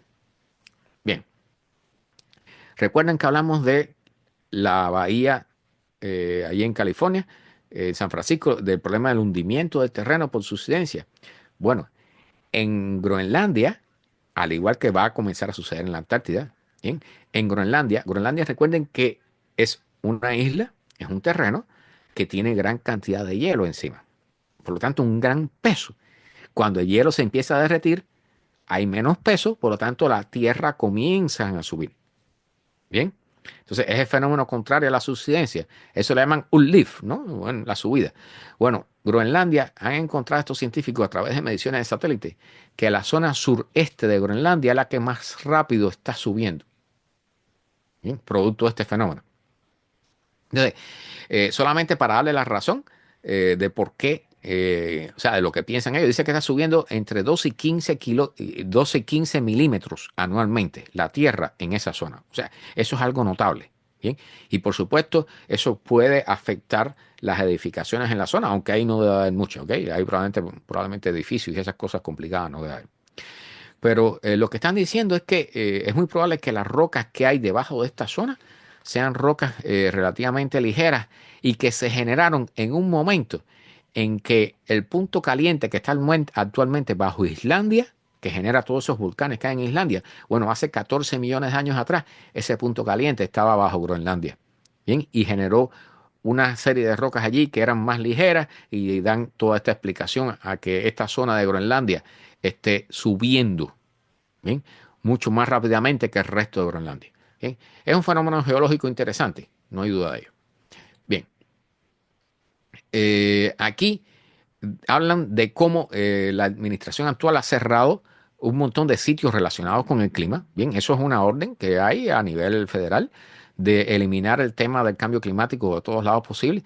Y entonces aquí un par de científicos, Jeremy Herzog y Rayan Desai, han rescatado este mapa que había sido borrado del sistema de computadoras del gobierno de los Estados Unidos. Este es un mapa de riesgo por el cambio climático. Bien, y este mapa lo que dice es los costos que va a generar el cambio climático en cada una de las zonas. Entonces, estos dos científicos han rescatado este mapa, lo han puesto a funcionar nuevamente. Bien, por supuesto, por su cuenta, el mapa está aquí. Para aquellos que quieran visitarlo y revisar su zona, porque esto es incluso por condados. Bien, o sea, sobre todo aquí en las zonas costeras, porque aquí, por ejemplo, yo he seleccionado la parte de inundaciones, ¿no? Los problemas de inundación costera. Bien, para el caso que nos interesa aquí, aquel que quiera buscar su condado o su zona, o su estado, pues bueno, con gusto le hago llegar el enlace. ¿Bien? Y entonces aquí tú puedes tener varias opciones bajo las emisiones más bajas o emisiones más altas para en medio del siglo, para el final del siglo. Bien, las condiciones que va a haber, los costos que va a generar el impacto climático en cada uno de los condados. Y eso de paso, aquí tú puedes ampliar, bien, y tener una idea por cada zona. Fíjense, en el sur de la Florida, cómo los problemas de inundaciones. Aquí te da una serie de datos, ¿no? Estimaciones de pérdidas económicas y todo eso, basado en la magnitud de las inundaciones. Pero por supuesto, si miran en lo que es la zona de Luisiana, bien, ahí los impactos van a ser terribles también. Bien, acá el color más oscuro, el rojo más oscuro, es el que va a recibir los mayores impactos. Bien, aquí están desde las inundaciones costeras hasta el calor extremo. Bien, y cuando se habla del calor, por supuesto, miren cómo se ve los Estados Unidos. ¿Ven? Toda la zona central de los Estados Unidos, la zona de Mississippi, la costa este también sufre, pero sobre todo el sur oeste de los Estados Unidos. California, Texas, toda esa zona, Arizona, ¿eh? Todo eso va a ser golpeado por el calor. Y aquí hay riesgos de fuego. Miren cómo se van a incrementar las pérdidas económicas por riesgos de fuego prácticamente en casi todo el territorio de los Estados Unidos, ¿bien? Incluyendo aquí en la Florida, ¿bien? Esto es para el medio de la centuria, o sea, el 2050, ¿bien? Bajo un escenario de altas emisiones, que es el camino que llevamos. Si lo ponemos para bajas emisiones, prácticamente no se nota diferencia, ¿bien? Al final el resultado va a ser el mismo. Bien, este mapa es sumamente útil para aquel que quiera tener una idea de cuál va a ser el futuro en el cual van a vivir sus hijos. Bueno, aquí tienen una idea perfecta, un método, una herramienta perfecta para lograrlo. Bien, nos quedan dos noticias. Una, este video de este señor que es especialista en incendios, de problemas de baterías, sobre todo estas baterías de litio y todas esas cosas. Bien, aquí él está hablando, déjeme bajarle el sonido porque no quiero. Security. And here's what many people don't realize. Bien, él está hablando aquí de los casos de no solo de incendios. Bien, los incendios, miren esa muchacha que se le quema el celular, ¿bien? Y las cantidades, miren eso, eso es una motocicleta eléctrica que se está quemando la batería, ¿bien? Miren la cantidad de gases que libera una batería de una motocicleta, no de un automóvil, no una batería como a nivel industrial, ¿bien? Una motocicleta. ¿Sí? La cantidad de gases que libera eso. Por supuesto, esos son gases extremadamente tóxicos, venenosos. ¿Sí?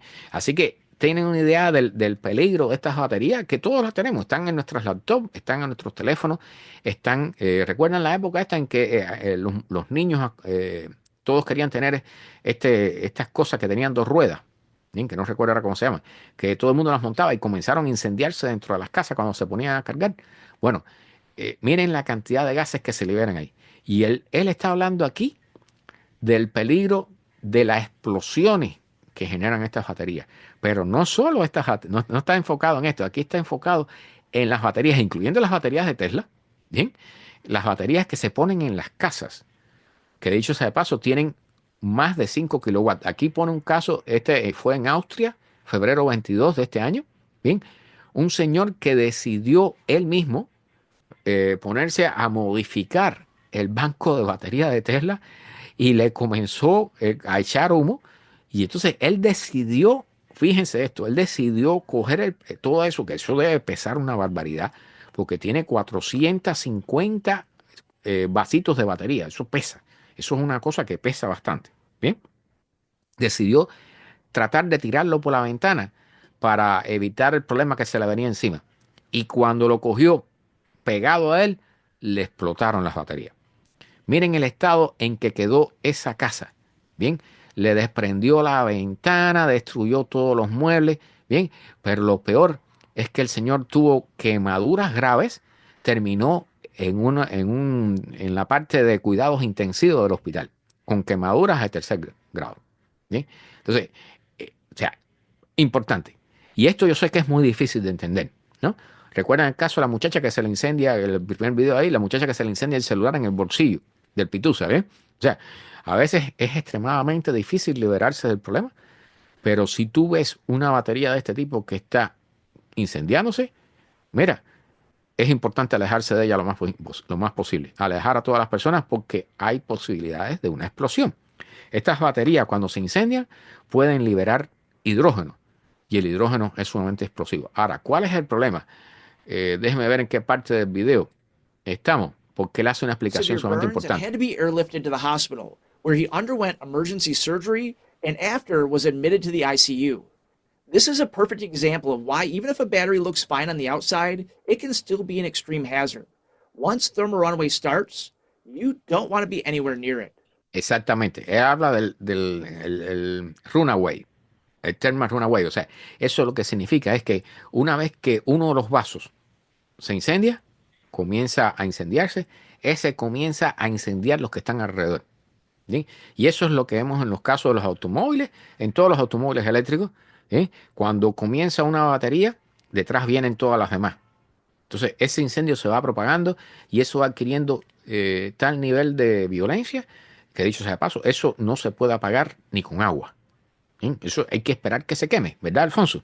Hay que esperar que se queme. Se lo dejan, los bomberos ya dejan que se queme. En el caso de los automóviles, hay una manta especial que cuesta no sé cuántos miles de dólares, con la cual se cubren los automóviles para tratar de evitar que los gases más tóxicos salgan, ¿no? Y tratar de reducir la posibilidad de que el incendio se propague hacia cosas que hay alrededor.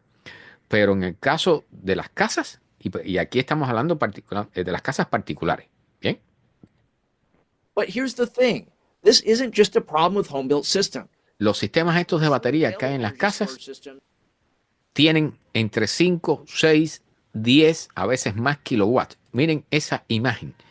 Ese es un sistema de baterías en Alemania, febrero 19. O sea, están ocurriendo estas explosiones en varios lugares. O sea, no son comunes, no son extremadamente comunes, pero cuando ocurren, esta casa, fíjense que le sacó toda la pared del costado de la casa. Bien, la batería estaba en el sótano, sacó toda la pared, derribó toda la pared lateral de la casa. Esa casa está en un estado donde no se puede regresar a vivir en ella. Hay que demolerla. Bien, entonces, él está planteando allí, déjenme correr el video porque realmente hay otra casa por ahí también que está con un caso parecido. Exactamente, Alfonso, no hay forma de apagar eso. Miren la destrucción que genera. Y él está hablando aquí dos cosas. Una es que estas baterías, o sea, que uno de los problemas, en este caso, esta casa fue una batería de LG, ¿bien? De la compañía LG, que se llaman RSU, esas baterías. ¿Bien?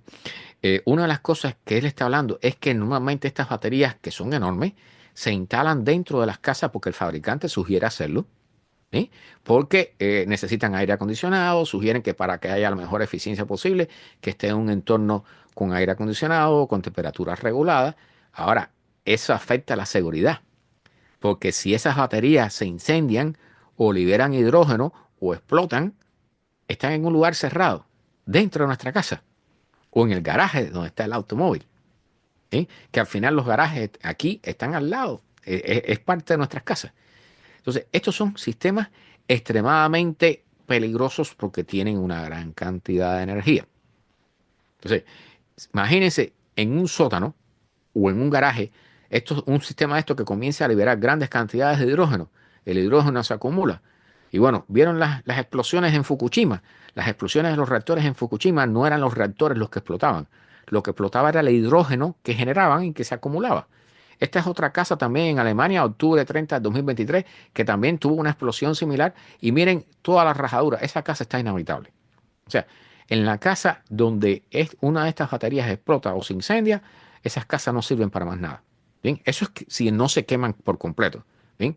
Pero incluyendo si hay una explosión, el nivel de detonación es tal que hay rajadura, o sea, la estructura de la casa sufre por completo, hay que abandonarla. Esa casa no puede continuar siendo ocupada por las personas. Entonces, él está advirtiendo que cuando se hacen estas instalaciones, muchas veces yo creo que ya él aquí no muestra más nada. Sí, una prueba que hacen los bomberos, porque cuando hay estos incendios en los garajes, los bomberos tienen que llegar porque generalmente no pueden abrir la puerta, muchas veces no hay personas en la casa o la han abandonado, se van, ven que hay un incendio y las personas se van, y entonces los bomberos tienen que llegar con sierras a cortar las puertas de los garajes donde están instaladas estas baterías. Y aquí hay un resultado, ¿bien? Y van a verlo a continuación de cómo, miren esa puerta del garaje cómo explota. Yo les voy a repetir esa imagen para que vean la intensidad de esa explosión, porque realmente es increíble la violencia con que pueden explotar esas cosas, ¿sí? Si el bombero llega a estar más cerca de esa puerta, pudo haber sufrido lesiones importantes, ¿sí? Y por supuesto, si hay personas allá adentro, pues pudieran haber muerto por esa explosión. Entonces, realmente este es un tema preocupante, o sea, porque la industria tiende a instalar estas cosas dentro de la casa. Es la sugerencia que le dan a todos los fabricantes, a todos los instaladores.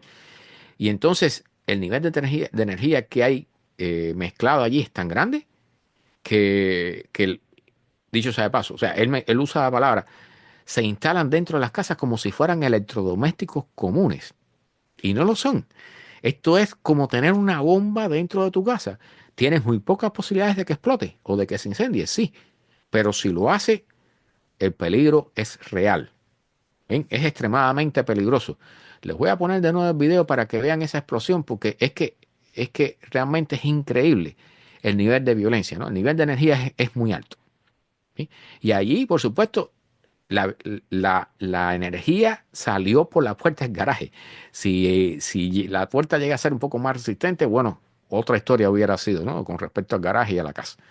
Pero realmente, sí, Zoraida, después recuérdame mandarte el enlace, yo te lo envío con gusto, ¿ok? Vamos al último entonces, al último artículo de esta noche, al último tema de esta noche, que como les dije es sobre el agua. Entonces, este es de Yale, de la Universidad de Yale, que tiene excelentes artículos sobre el tema del cambio climático. Bien, y hablan aquí particularmente de cómo la seguridad del agua que vamos a beber, del agua que tenemos, el agua potable, bien, está en riesgo en todas partes del mundo. El artículo es bastante extenso y hacen un excelente resumen de todo lo que está sucediendo. Bien, aquí, por ejemplo, ponen como ejemplo noviembre 8 del 2018. Bien, un incendio que fue en el norte de Sacramento, en Sierra Nevada, en las montañas de Sierra Nevada, pero fue producto de una línea de alta tensión que cayó en hierba seca. Bien, entonces se generó un incendio, pero ese incendio, y esto es algo, aquí hemos hablado de los incendios en Hawái, de los incendios estos en California, el problema es que se acaba el agua, los bomberos se quedan sin agua, y una de las razones es porque a la vez que se incendian estas casas, todas las tuberías plásticas o incluso las tuberías de cobre que tienen agua, bien, explotan o se derriten y comienzan a botar agua. ¿Bien? Entonces, la presión de agua en las ciudades cae, porque mientras más casas tú tengas destruidas, mayor cantidad de agua se está desperdiciando. ¿Bien? Entonces, el sistema no puede mantener la presión. Por lo tanto, los bomberos se quedan sin agua, entre otras cosas, ¿bien? Incluyendo las personas que quieren apagar el incendio con una manguera. ¿Bien? Entonces, hay otro fenómeno que surge a partir de eso. O sea, cuando se acaba el agua, se reduce el nivel de agua en las tuberías de las ciudades, entonces se genera un vacío que tiende a absorber lo que hay en la atmósfera alrededor de donde están estas tuberías rotas. ¿Y qué es lo que hay alrededor de estas tuberías rotas? Casas que se están quemando. ¿Y qué se quema en nuestras casas? Todo tipo de productos químicos, plásticos, gasolina, alcohol, automóviles, lo que sea. Bien, todo lo que usamos en nuestras casas que contiene grandes cantidades de productos químicos, de todo tipo, ¿sí? Incluyendo lámparas, bombillos, todo, pintura. ¿Sí? Entonces, todo eso es absorbido por el vacío que se crea en las tuberías. ¿Sí? Y entonces, dicen aquí, los dicen estos especialistas, ¿no? Cada vez que una casa se quema, hay una tubería de agua que queda abierta a la atmósfera. Todo lo que hay en la atmósfera es absorbido por esa tubería. Y entonces el resultado es que el vacío que se crea en esas tuberías produce una absorción de contaminantes que entran en los sistemas de acueducto de las ciudades. Entonces, aquí hablan de todo, por ejemplo, dicen en este caso que ponían como ejemplo, las ciudades demoraron 7 años, esta ciudad, después de un gasto de más de 40 millones de dólares, bien, para eliminar, para fluchar, como le dicen aquí, para limpiar los sistemas de tuberías de agua de esta zona de la ciudad que sufrió el incendio. O sea, tengan una idea, 7 años para limpiar esas tuberías de todos los contaminantes que fueron absorbidos durante un incendio, que es una cosa que puede durar, no sé, un día, 24 horas cuando más. Entonces, fíjense, y los gastos, ¿no? Aquí hablan de 40 millones, pero están hablando, aquí ponen varios ejemplos de cómo incluso los incendios, y recuerden que cuando hablamos del incendio de California, en Los Ángeles, hubo una imagen de un parqueo donde el asfalto se había rajado, se había roto y se veía las tuberías que estaban bajo tierra, estaban ardiendo, tuberías plásticas de agua que estaban ardiendo. Este es el fenómeno que se está hablando. Bien, entonces hablan aquí de cómo los sistemas municipales o de las ciudades, los sistemas de agua de las ciudades y de los municipios, bien, son frágiles, son extremadamente frágiles ante este tipo de fenómenos y ante los fenómenos generados por el cambio climático, incluyendo las inundaciones, estas inundaciones rápidas también. ¿Sí? Y los gastos que se generan para reparar estos problemas son enormes. ¿Bien? Y a veces no tienen solución, dicen aquí. Dicen que el cambio climático está teniendo un impacto significativo en la disponibilidad de los recursos de agua desde un punto de vista tanto de la cantidad como de la calidad. Bien, entonces lo que están diciendo es que no estamos preparados para enfrentar tanto los problemas de inundaciones como de sequía, como los incendios, bien, toda la contaminación que generan todos estos problemas. O sea, cuando aquí también ponen como ejemplo cuando hay inundaciones, por supuesto, y aquí lo sabemos, o sea, aquí en la Florida tenemos las famosas fosas sépticas. Muchas de las casas de la Florida, sobre todo las que están haciendo nuevas, incluyendo las que están haciendo nuevas, se está construyendo tan rápido que no hay tiempo de construir alcantarillado. Entonces, se usan fosas sépticas. Cuando hay inundaciones, ¿qué sucede?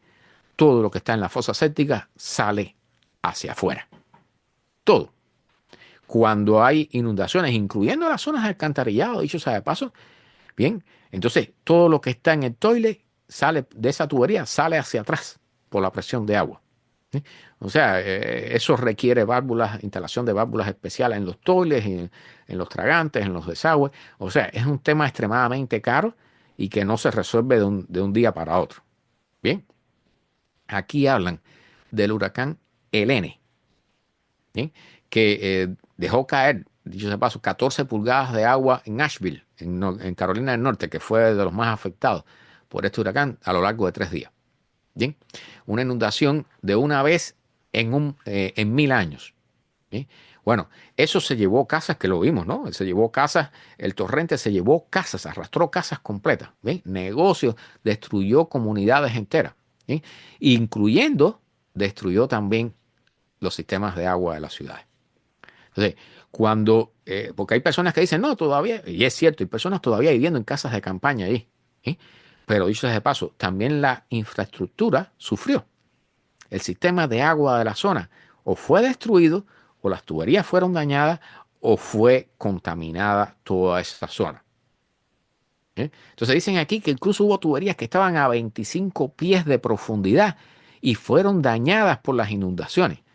¿Por qué? Porque estas inundaciones generan erosión y arrastran gran cantidad de rocas y de tierra, bien, van erosionando el terreno y logran escarbar y llegar hasta la profundidad donde están las tuberías. Bien. Entonces dicen que más de 1000 millas de tuberías de pequeño diámetro en Asheville, en esta población que fue afectada por esta inundación enorme, bien, más de 1000 millas de pequeñas tuberías de agua que llevaban normalmente agua, bien, fueron grandemente dañadas. Entonces, todo esto habla de los costos, que no son solo costos en dinero, ¿bien? Sino también costos en tiempo para reparar todo eso. O sea, si las personas a veces siguen viviendo en una casa de campaña, eso quiere decir que todavía toda la infraestructura que hay por debajo, incluyendo la eléctrica y el agua, eso no se va a reparar hasta que esas personas no comiencen a reconstruir las ciudades. O sea, estos daños no son cuestión de un año para repararse, ni de dos. O sea, puede ser de 7 o más, ¿eh? Más los costos que lleva en cuanto a la cantidad a la parte monetaria, ¿no? Entonces, aquí hablan de o sea, eso es en un país desarrollado, imagínense en los países pobres. ¿Eh? Aquí ponen ejemplo de las inundaciones que hubo en Pakistán, en Níger, en Chad, ¿bien? Que por supuesto, todas las letrinas, allí no hay baños normales, ¿bien? Ni fosas sépticas, ahí lo que hay son letrinas. Entonces ya se pueden imaginar todos los patógenos que salen, ahí hablan de todos los problemas que se generaron después de estas inundaciones, ¿no? Incluyendo enfermedades como diarrea, cólera y todo eso. ¿Bien? Y afecta, por supuesto, genera una crisis de alimentación, aguas contaminadas que llegan a los cultivos y afectan a los cultivos, contaminan los cultivos, ¿bien? Y entonces, y por supuesto también destruyen, que eso también sucedió aquí, destruyen las tiendas, los supermercados, todos los almacenes de comida, ¿bien? ¿Recuerdan las inundaciones enormes que hubo en Brasil el año pasado? Esas ciudades de Brasil que quedaron totalmente destruidas por las inundaciones. Bien, allí hubo un incremento en los casos de leptospirosis en los entornos urbanos que fueron afectados debido a los inadecuados sistemas sanitarios en la zona. Bien, entonces, dicho sea de paso, las lluvias de gran intensidad arrastran químicos tóxicos de los campos que han sido fertilizados. O sea, recuerden que nosotros para producir los alimentos con respecto a la agricultura empleamos enormes cantidades de fertilizantes. ¿Sí? Pero también los sitios industriales, todo, las carreteras, incluyendo las carreteras, ese asfalto que está recién tirado, todo eso cuando llueve, todo eso es arrastrado y termina en todos los lugares. Termina en los depósitos de agua, termina en los lagos, en los ríos y también termina en los lugares donde cultivamos alimentos. ¿Sí? Entonces todo esto, y yo de paso, todos esos centros donde se procesa el agua que viene, por ejemplo, de las fosas sanitarias, ¿eh? Del alcantarillado. Bien, muchos de esos lugares no están preparados para casos de inundación o no están preparados para eliminar todos los químicos que pudieran venir en esas aguas. Entonces, para los casos donde vienen grandes cantidades de químicos procedentes de fertilizantes, muchas veces esos lugares que están preparados para eliminar químicos que son típicos en las casas a nivel urbano, no están preparados para eliminar químicos que vienen de industrias o de sistemas de agricultura donde se usan fertilizantes que son sumamente agresivos, ¿no? Entonces, todo esto, lo que nos están diciendo, ¿no? Estos especialistas, es que los riesgos para el agua están creciendo, el agua potable están creciendo en todas partes del planeta. ¿Sí? Aquí hablan, por ejemplo, de la famosa E. coli, Escherichia coli, ¿no? Que dicho sea de paso, después de después del huracán Helene, bien, se encontraron contaminación por E. coli, esta bacteria, en el 40% de los pozos privados en el camino del huracán Helene.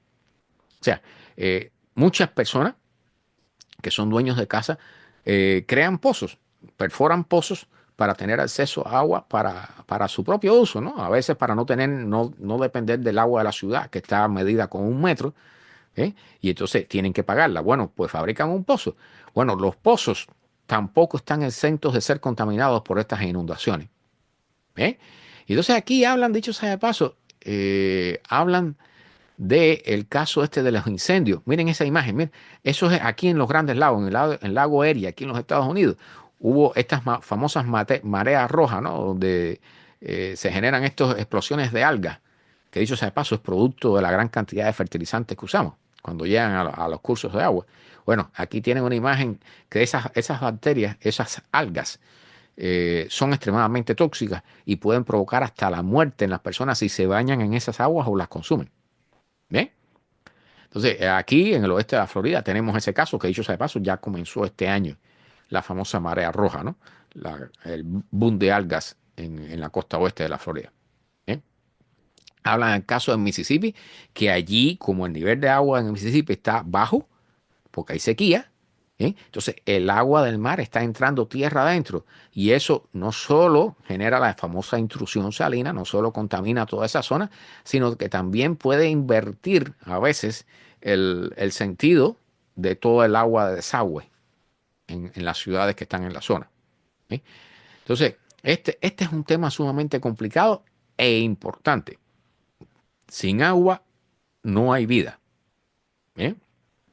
Entonces, lo que están diciendo estos investigadores es que este problema del agua necesita urgentemente una intervención, una reforma legal sobre la forma en que hacemos las cosas con respecto a los acueductos, a la distribución de agua, a la protección de las aguas en nuestras ciudades, en los ríos, en los lagos, ¿bien? Con respecto, yo esto lo veo difícil porque, o sea, los químicos que usamos, por ejemplo, en nuestras casas las personas tienden a echar cualquier cosa en el inodoro. Bueno, está prohibido echar aceite de los automóviles en los tragantes y a cada rato aparece alguien por ahí que lo cogen, que le ponen una multa porque ha estado echando el cambio de aceite en un tragante cerca de su casa, ¿no?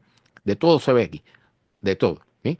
Dicen que hasta que las leyes no reflejen o no se crea una especie de manual de instrucciones, ¿bien? Que obliguen a las personas, a las ciudades, a las industrias a manejar adecuadamente los recursos hídricos, ¿bien? Vamos a continuar con estos problemas y se van a hacer peor. El agua es un tema extremadamente preocupante porque, dicho sea de paso, el agua está escaseando. El agua potable cada vez es más escasa en todas partes del planeta. Recuerden que los glaciares se están derritiendo y hay muchas ciudades y poblaciones que dependen del agua de los glaciares, que al final terminan siendo ríos y lagos, ¿eh? O sea, en los Andes, en los Himalayas, en muchas partes continentales, hay muchas poblaciones que dependen del agua de los glaciares. Y los glaciares están desapareciendo. El tema del agua es un tema crítico para los próximos años y se acercan en algún momento futuro, bien, al igual que la guerra de Ucrania, la invasión de Ucrania por los rusos tiene que ver en parte porque Ucrania tiene los terrenos más fértiles del planeta. Bien, esa es una de las tantas razones. Bien, al final, el tema del agua va a comenzar a generar guerras. Cuando el agua comienza a escasear de verdad, recuerdan la famosa, casi hubo una guerra que en cualquier momento yo estoy seguro que va a estallar entre Etiopía, Egipto y no recuerdo si era Sudán, el otro país, Etiopía creó una represa enorme y estaba ahí en el Nilo, en una parte del Nilo, y estaba amenazando dejar sin agua, prácticamente sin agua al Egipto. Entonces, eso tarde o temprano, eso allí no generó una guerra porque Estados Unidos entró allí a negociar y generaron un acuerdo y todo eso. Pero eso no está garantizado de por vida. Bien, ese tema del agua, en el futuro vienen guerras por el agua, porque el agua es un recurso fundamental y al igual que las tierras para la agricultura, sin el agua no hay vida. Bien, bueno, vamos a dejarlo aquí. Zoraida, después recuérdame cuál es el artículo que quieres que te envíe. ¿Okay? Para aquellos, recuerden que todas estas informaciones, yo cuando subo este video a YouTube, a nuestro canal de YouTube, que es GWF Miami, vamos a dejar de compartir para que lo puedan ver aquellos que por primera vez están con nosotros. GWF Miami es Global Warming from Miami. Nuestro canal de YouTube se llama así mismo. Estos videos se suben allí aproximadamente dentro de 3 o 4 días, para el jueves ya debe estar subido, y allí ponemos en el about todos los enlaces que hemos usado para las noticias de cada día de esta transmisión. ¿Bien? Recuerden que también estas transmisiones salen en forma de podcast en Spotify, que se llama también GWF Miami, y están también en forma de podcast en nuestro canal de YouTube. Bien, también están en nuestra emisora de radio, Radio Ciencia 21, que la pueden buscar en Google y les sale Radio Ciencia 21, 21 con números. Ahí la buscan en Google y la pueden escuchar las 24 horas del día. Ahí están tanto todos estos programas que llevamos ya ahorita casi 2 años de transmisiones de este tema, transmisiones semanales sobre este tema, sino también todos nuestros programas sobre noticias, astronomía, ciencias y tecnología. Radio Ciencia 21, la buscan en Google y la pueden localizar fácilmente. Gracias a todos por estar por acá. Espero que hayan aprendido unas cuantas cosas interesantes con esta charla. Gracias por los likes, por los corazoncitos. Por favor, si pueden compartir, es lo único que les pido, se los agradezco mucho. Y nada, como siempre les digo, nos vemos el próximo, bueno, en este caso el próximo miércoles, en la charla acostumbrada a los miércoles de astronomía, ciencia y tecnología. Gracias a todos, buenas noches, que descansen y nos vemos.